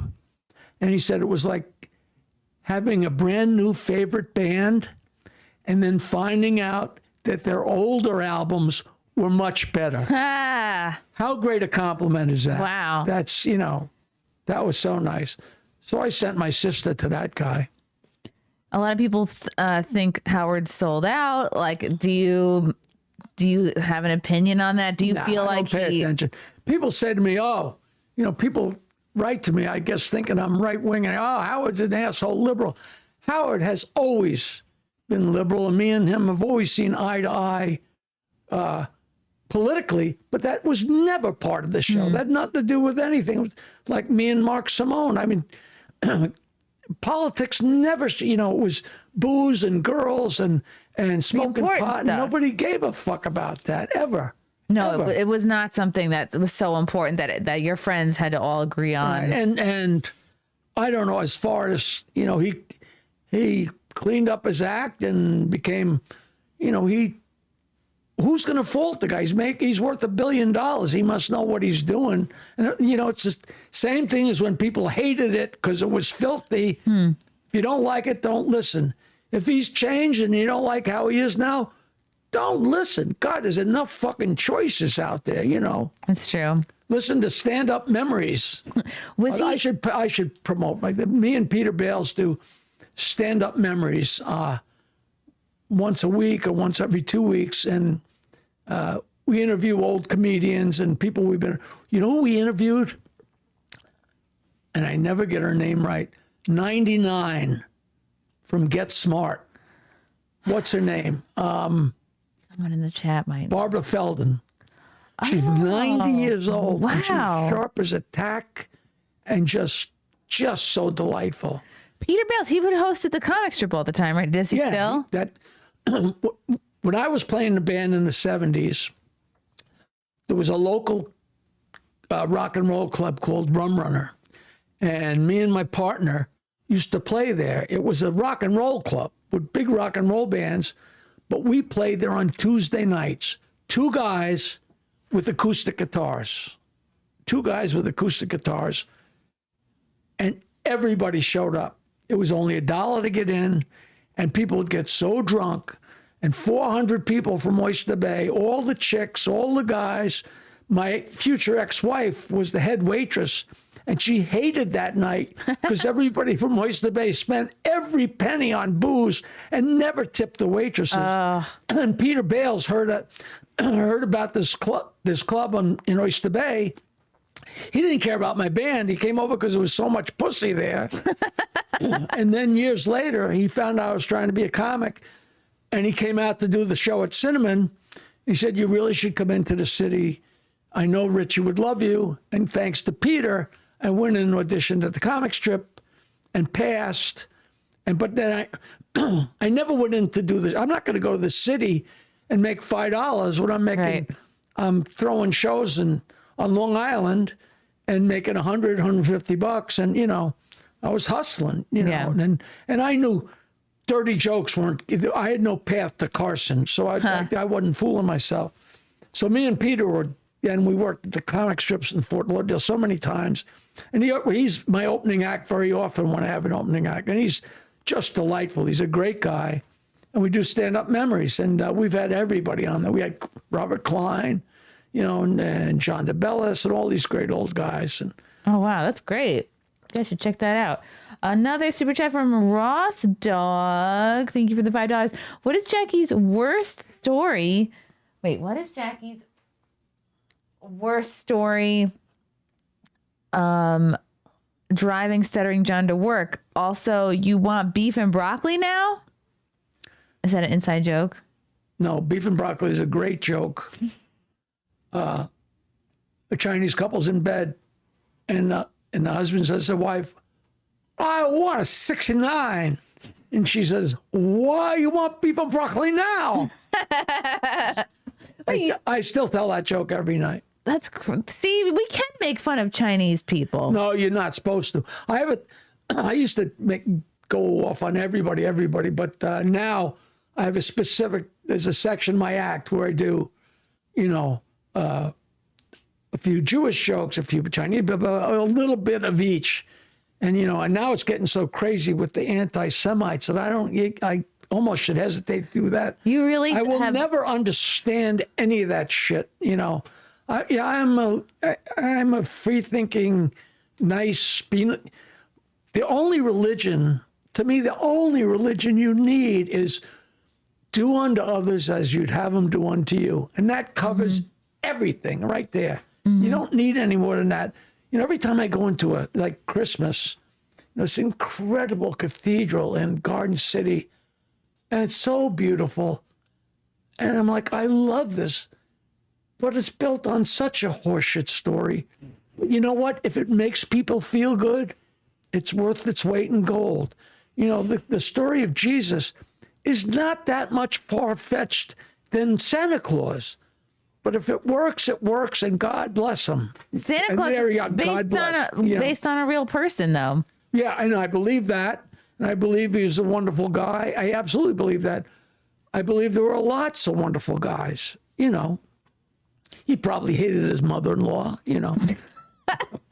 So you really have curtailed like making jokes about certain ethnicities? I just do a bunch of them in a row.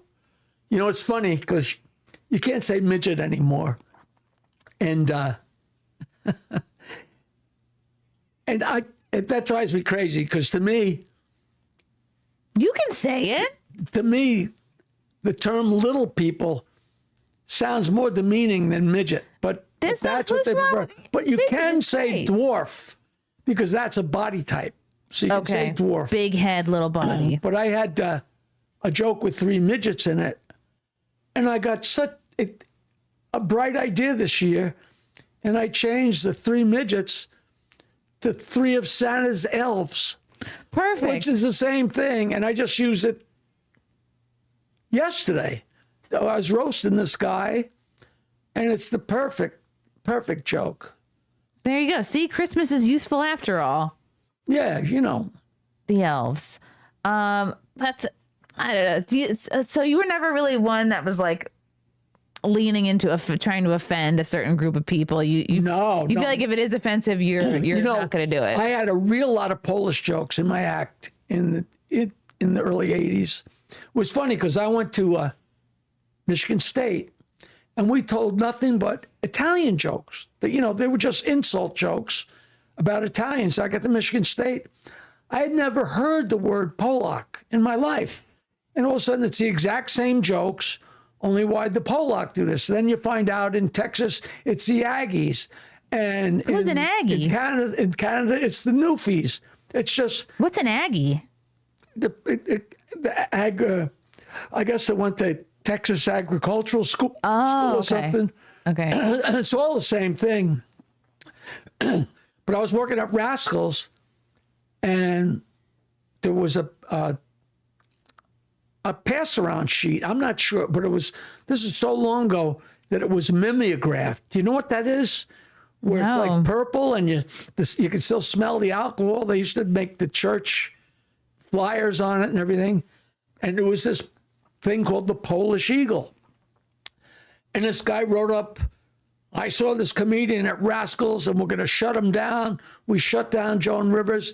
He was so insulted to Polish people and made fun of the Pope and blah, blah, blah, blah, blah, blah. He went on and on and on. And I don't know if I wrote to the guy or the guy from Rascals said, just come see Jackie's act. So a couple of these Polish guys came to see my act and they saw that I did Polish jokes and Italian jokes and fat jokes. And, and the next letter to the editor is we went to see that guy. He's the funniest guy we've ever seen. He didn't especially hit the Polish guys. If you only heard me tell one joke and it's a Polish joke, Right. So that was the only time I've ever been hassled, Really? So you've never been like canceled or lost any gigs from No, jokes? well, not that I know of, Yeah. Good for you. I like that. Oh, yeah. I did one golf outing, and I guess there was a priest at the golf outing, and I must have told a priest with a little boy joke, and he got offended. I heard later he got offended. Classic priest joke. I'm like, how dare he get offended? That's not a joke. That's a fucking documentary. The priest fooling around little boys like you made that up out of whole cloth. Yeah. Yeah. And like, surely he's heard of it before. I guess the other part of that question, did you ever drive Stuttering John to work? Because you're both Long Island guys. I didn't hear that question. Oh, sorry, Ross. Jackie, again, what is it? January 22nd? January 22nd, 8 p.m., Thursday. It's a Thursday night on Long Island, Manhasset Cinema. And we an hour's worth of filthy, filthy jokes and a nice long Q&A.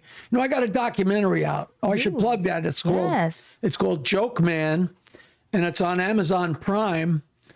And I do screenings of it.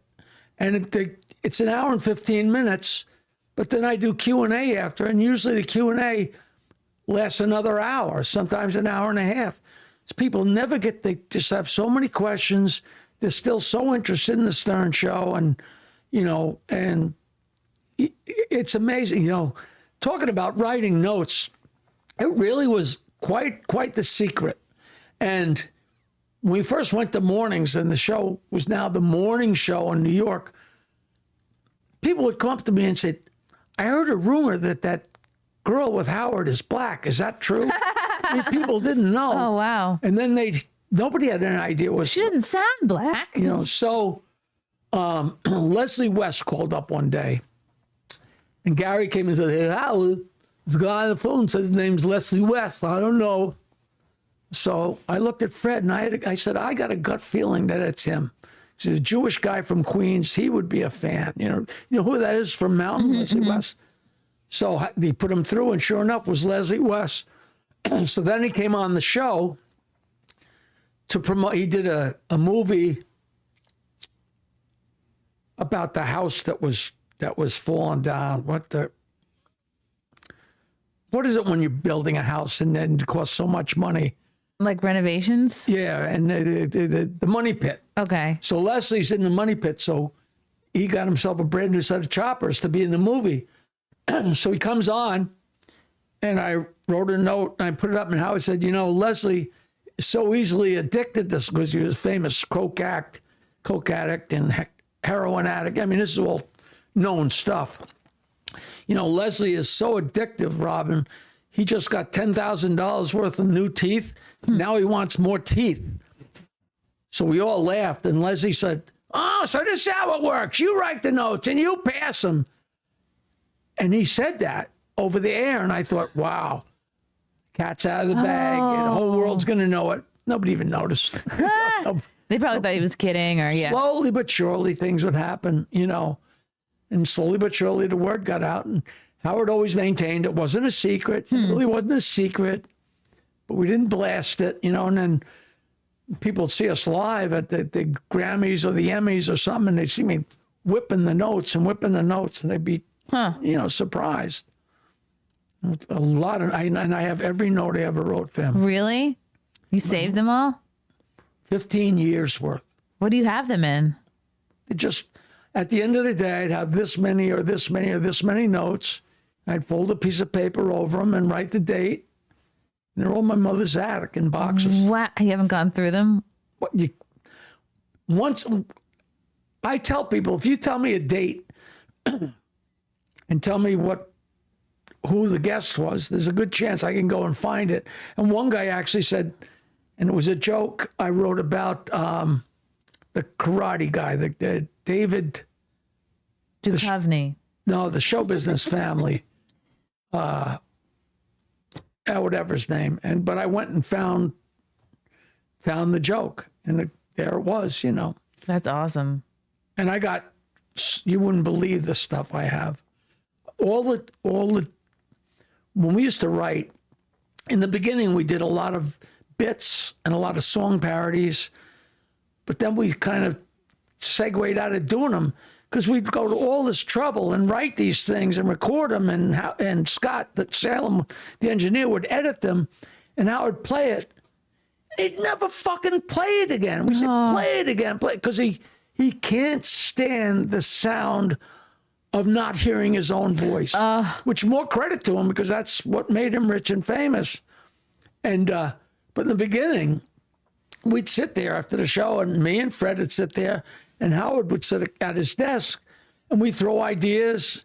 And if he heard an idea he liked for a song parody or a bit, he'd write it down. We'd keep pitching ideas till he had a bit or a song parody, and they'd record it. I kept all of that.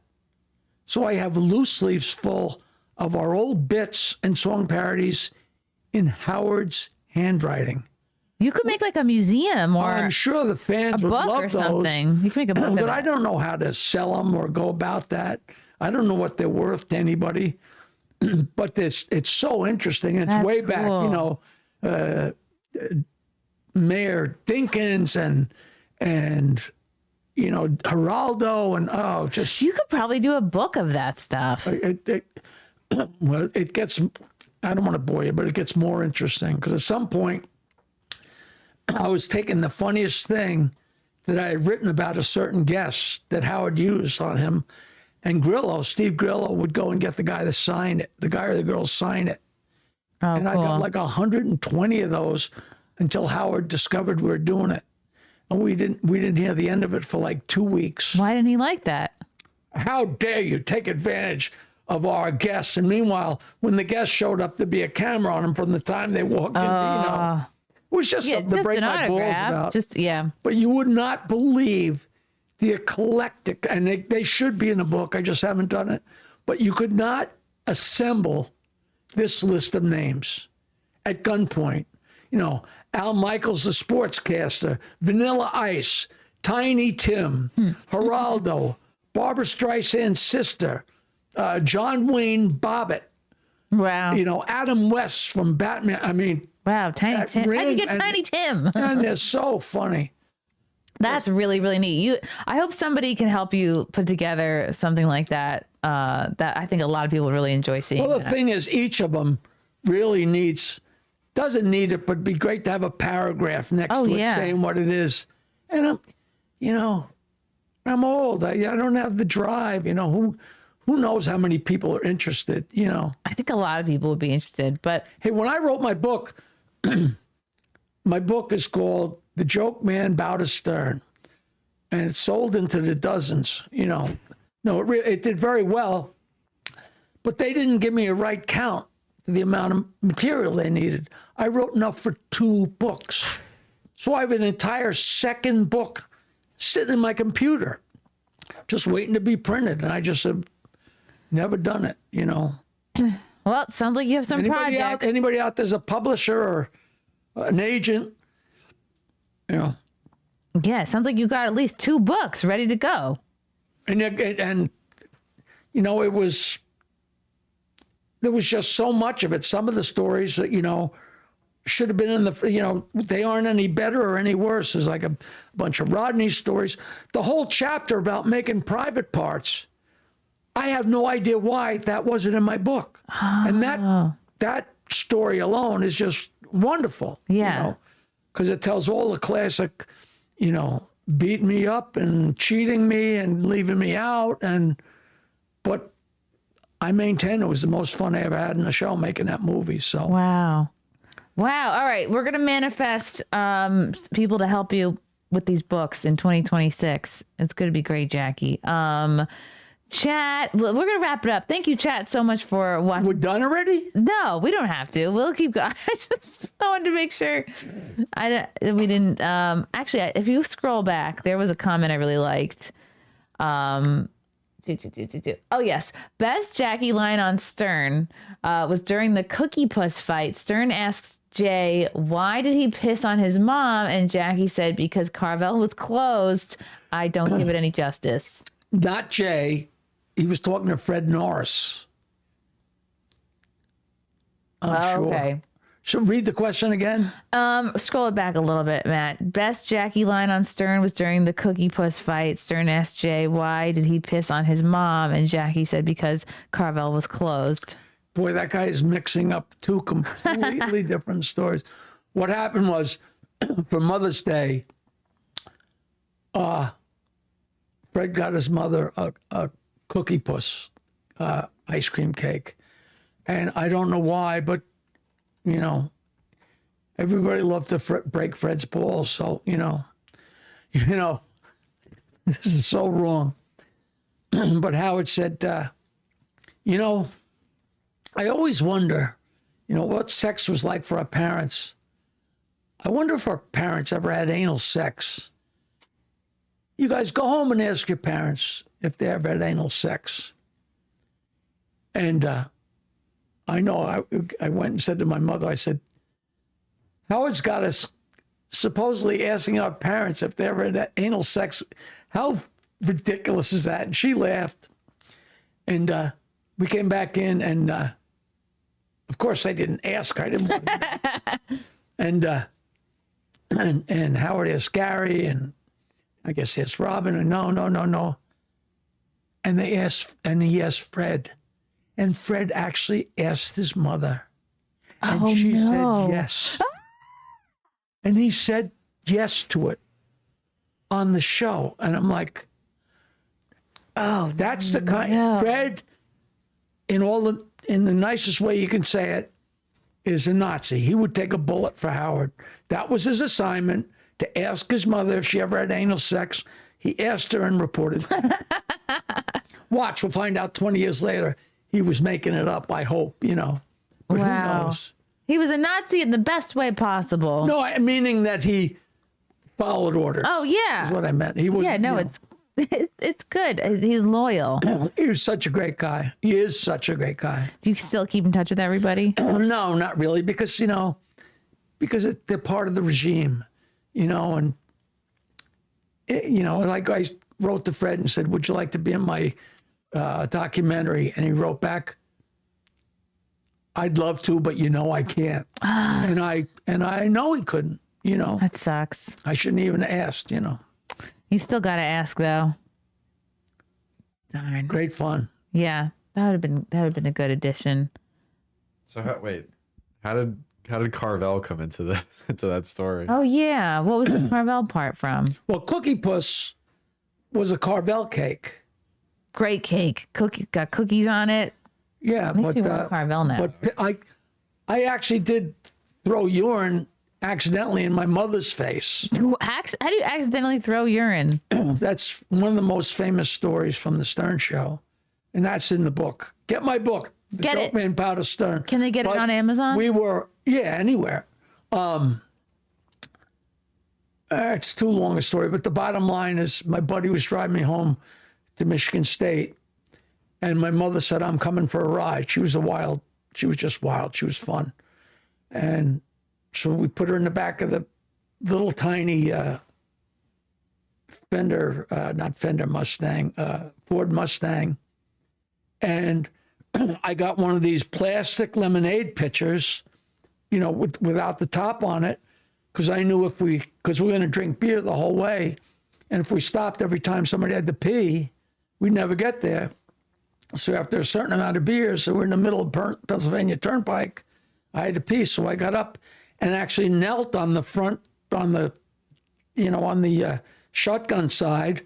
And I'm kneeling and I'm talking to my mother as I'm peeing into this huge thing. Your mom was driving? No, she's in the back seat with a bottle of rye, having a great old time. Okay. And I'm supposed to be a smart mechanical engineer. I opened the window and put the pitcher out the window and turned it over.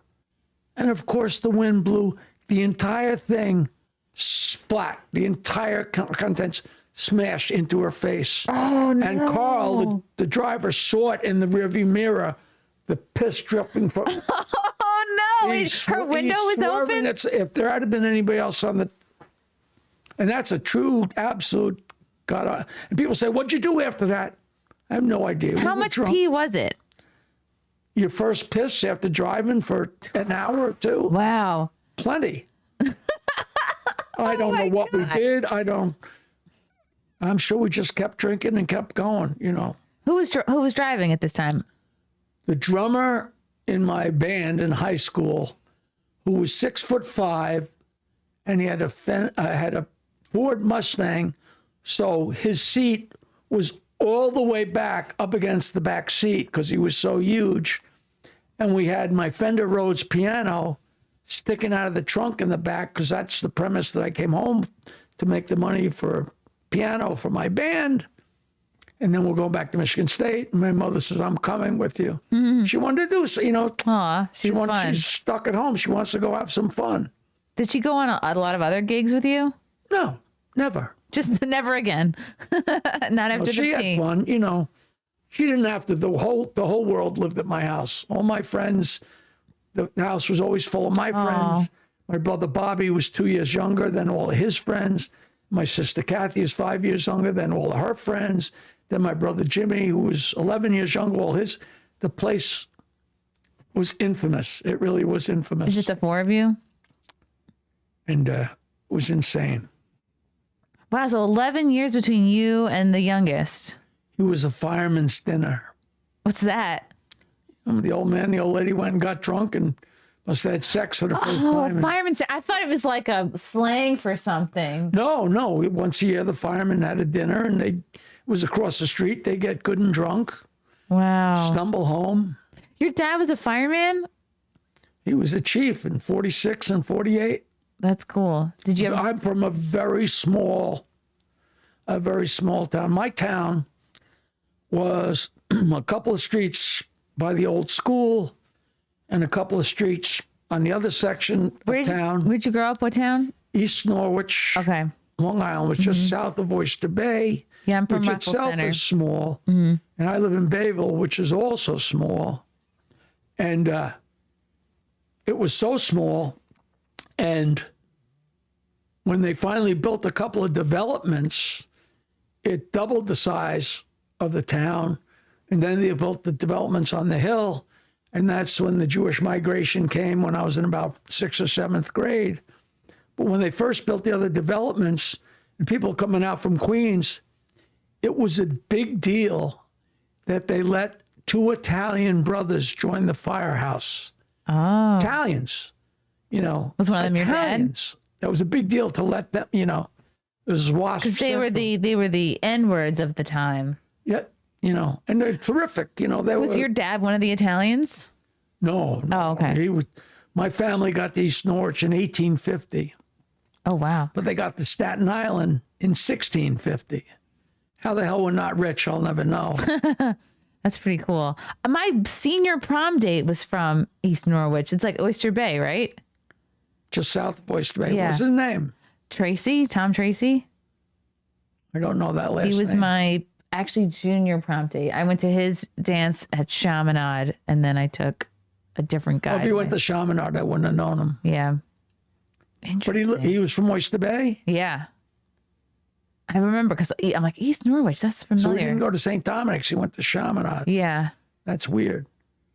It's a little fancier. The cat, it's a Catholic school. It's a private school. You know what? St. Dominic's might have been full. Oh. Seriously. Wow. I remember the dances at Chaminade. It was very sweaty. The walls would be sweaty. You'd lean up against a wall. You'd feel like your hand would slip. There was just a lot of... What year did you graduate high school? 2001. But that doesn't leave the room, chat. I graduated in 1966. I feel like you've had the better, cooler life, though. Like you've seen more decades. It was the best time in the world to grow up. The best time. You could drink and drive, do drugs. It was crazy. There was no AIDS. No AIDS. You know, I can't imagine. No monkeypox.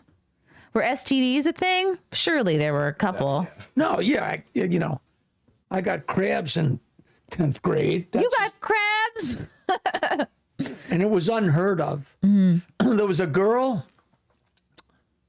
there was a couple girls that were actually, we didn't even have cars yet. And we had two go-go dancers.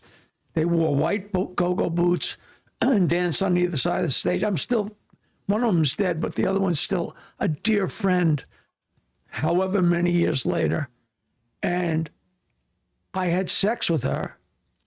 And In the boots? no, it was like probably my first. And then that was in the summer or the end of the summer. And we didn't know anything about sex or about anything.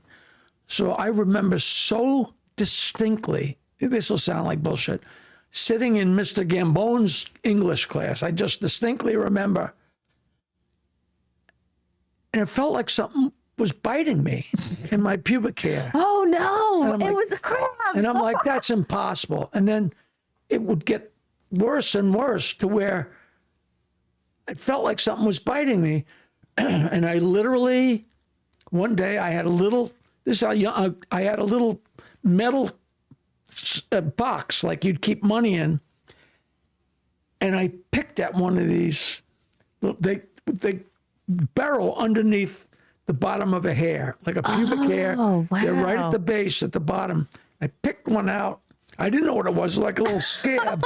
And I put it on top of this thing. And it moved. And Wow. I called to my brother Bobby, who's 2 years younger. I said, get in there. You got to see this. And I picked one out and put it there. And it moved. And my fucking brother Bobby, he's not with us anymore. But he's one of the most brilliant people in Oyster Bay, like off the charts, brilliant. He said, Jesus, he said, the Martians have landed in your pubic hair. So I'm freaked out. I took a razor and shaved off all my pubic hair. I was going to ask But about at the that. bottom of every hair, there was a bump. Oh, So okay. I shaved the hairs, but also shaved off all those bumps. So it was bleeding. So I'm washing it and it's bleeding. I took Aquavelva aftershave Hairspray. No, wait. Aftershave. Oh, aftershave. Okay. and put it on. All those. No. It was like The it worst was so burning. painful. I saw fucking Pluto, and I was so freaked out. I finally said, "I got to tell and I told my mother what was going on. She said, "You got crabs. Go get some lotion at the drugstore." That Wait, were the crabs still there after you shaved, or did you shave them away? They went out with the bathwater. Oh. But who knows? You just put the Paranate lotion on them. And I never heard about them again. And then I thought the girl was a virgin when I had sex with her. Guess not. And then somebody said, Patty Williams, she gave crabs to every guy on Gilgo Beach, which was the surf beach right then. She's still my pal. Oh, how And then fun. there were no crabs until college. And then in college, if somebody even said the word crabs, the only reason it would come up is because somebody, and then everybody would have them. I've never even known anyone who's had crabs. Are crabs still a thing, Chad? Has anyone in the chat had crabs? You know, it'd been cool if you picked out a crab in bio and put it under a microscope and said, like, come here, teacher. It's a crab. It's a little monster. Yeah. You know, it's a funny story. It wasn't fun at the time. If they were Long Islander, you should have set them free back on the beach from whence they came. My parents used to go away for a week or two in the summer. And Without you? Huh? Without you? No, I wouldn't go. Okay. You know, I was playing in a band and I worked at a country club, but, you know, plus it's party central when they go away. And it was a sex free for all, you know. In your house? This is the 65, 60, you know, high school, college. It was just an insane asylum. It got great because it was hippie central and everybody is fucking everybody. And my parents came home and I came home from school or from work one day and my mother said, your father went through the roof. My father was sleeping. Now these things, they live in your pubic hair and they can't exist forever. They feed there. They run out of My food. father was sleeping on the couch and a crab walked across his arm. Which painted the picture of how fucking wild the parties had to have been. And they were pissed off. You had a crab couch. And but I said, how could you not see the humor in it? I mean, that's... Be like, I have no idea how that got here. Like, I guess it's an old couch. It wasn't me, Pop, you know. No, somebody obviously, like, probably came from me, you know. I don't even tell that story Like, because Dad, they're one of my nobody can crabs. believe that story. Like, come here, Elmo. You're like, I named them all. I don't think I even ever mentioned it to my father again after the, you know, you're not going anywhere for a month. And then I was out that night, you know. Right. It was Wow. a loose household. I had one party, when my parents took my sister up to college, up to Binghamton, and it was like a thing that just a couple people. I called a couple people to come over, and then they called the entire school. And Of course. Also, it was like something out of a TV, like a movie, and it was nice because I also Yeah, didn't you think like to see the people flying out of the windows type thing. I didn't even think I was not a popular or like a cool kid. I was kind of like middle of the road. I had some friends that were popular, some that were like dorks, but I just didn't think I was cool enough to have the whole school show up. So that was like a big compliment, I guess. And people bring kegs, and all of a sudden it's like it's happening. And I got caught because I was picking up individual cigarette butts. I remember till 2 a.m. But then my parents like ended up finding a kid's random backpack full of beer just sitting in the middle of the basement. We would clean up so well, and my mother come home and say, I thought I told you no parties. Because we filled up the garbage can with the empties. All you had to do was lift up the garbage can. You know. You should have just taken the garbage, to the neighbors or but who- something. Who thinks of that? Nobody thinks that far ahead, you know. At least you cleaned up. That was great fun. Oh yeah, I brought that up because my dad freaked the fuck out because we like broke a little bit of the wooden door frame like leading to the basement. It was like a little bit of a crack, but like my dad's That's like, enough. anal and German We and had- notices everything. There was a black girl that fell out of the second story window of my bedroom. Oh, and no. Landed in a lilac bush and didn't get hurt. And she could have, Oh my somebody could have gosh. died, you know. That's so crazy. Like that's really miraculous. I wonder, I'm sure there's still people around that were at my house in those days that would, you know, there's less and less of them, but they remember, you know. We need to find that girl who fell in the bush. I guess they all fell into bushes of some sort or another. That explains the Great couch fun. crab. Oh, now I'm going to dream about all this shit, you know. Good. Good. We're ending on a high note. I love this. I don't wish I had crabs, but That crab story. I wish I had a crab story. Yeah. Nah, you don't want them. 8 p.m. Thursday night, January 22nd, Manhasset Cinemas, For tickets, go to jokeland.com. Email me, jokeland@aol.com. I'll be glad to answer any questions. I always send stuff, you know. At the risk of this being too long, for 20 years, I sent jokes every month. I had the Jokeland mailing list. It got up to 25,000. Holy cow.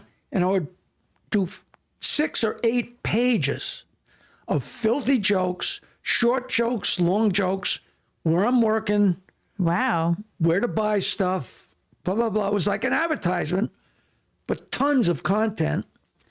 And I'd send these out all the time. And Jeffrey Epstein was a huge fan of jokes. The Jeffrey Epstein or a Jeffrey Epstein? He was like, I got to be friends with him. I went to dinner at his house. What? That's so cool. And then went back to dinner, just me and him. Uh-huh. It's a whole long story. But a couple guys emailed me, said, Jackie, you're in the Epstein files. Because I don't know how long he had been on the Jokeland email list, but he loved dirty jokes. Wow. Because smart people love dirty jokes. So Right. like little problems. So I don't know whether he had been on it for years or just recently. But if he was just on for 1 month, that's 8. That means that people going through these Epstein files, all of a sudden hit an oasis of 8 pages of filthy jokes. But it's so funny to see That's great. a page of Jokeland email list, and at the top it says, House Subcommittee. I'll send it to you. It's so That's funny. awesome. What was it? What was he like? The normal, smart, decent. When I was there, I had heard from the guy that brought me there You mean his that he apartment? had trouble in Florida with underage girls. But I'd been to Florida a million times, and the underage girls that are 15, they look 25. So I wasn't. You're like, it's Florida. And it was a free meal at his house with other comics, so I wasn't asking a lot of questions. What other comics did you meet there? Or I have a great picture of me with Nick DiPaolo, Bobby Slayton, Jay Thomas, Woody Allen, and me. cool. At his house in Palm Springs or in Manhattan? 2 East 71st Street. Wow. And it was great. And you have a great story from there that I will not tell you. Oh, is it in the book? No, I'm not sure who to share it with yet, but it's a story everybody knows. But it's funny because it was a story that I didn't think I should tell because it's not believable. And then it was written up in a book. And I'm like, wow, that rubber stamps my story. But now it's like people are going to just say to me, oh, you read that in a book, so it goes full circle, You got the facts to back it up. How cool. But he was a character. But the guy I saw was not abnormal at all. Just a guy who liked jokes.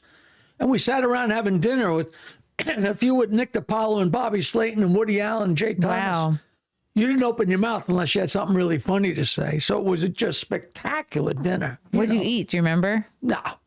I'm sure nobody even paid attention, Yeah, that sounds just like an amazing, fun time. I know when I went back and it was just me and him, we had like a hamburger and French fries, So he liked you enough and said, hey, come back. Like, let's hang out Well, he again. wanted to talk jokes. He said to me, tomorrow night, I'm going to Harvard because I give them millions of dollars. He worked there, right? And I'm going there to watch Noel Chomsky Chomsky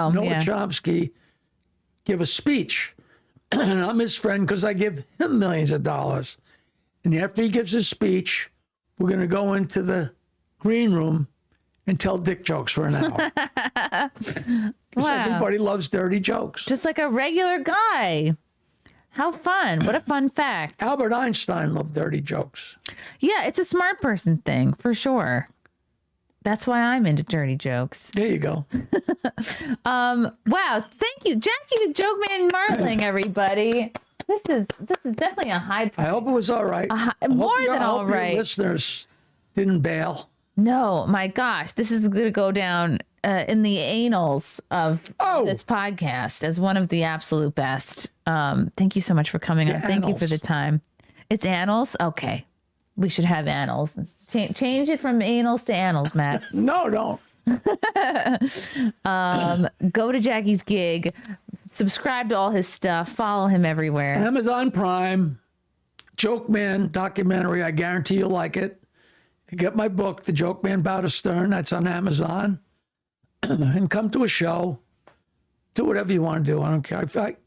Everybody always yells at me for plugging, but that's what we're in this for. You know. No, you got to plug. I've done so many shows where I've completely forgotten to plug, and then I kick myself. So this is great. Thank you guys so much for watching, and we'll see everybody next time. I appreciate you folks. Thank you.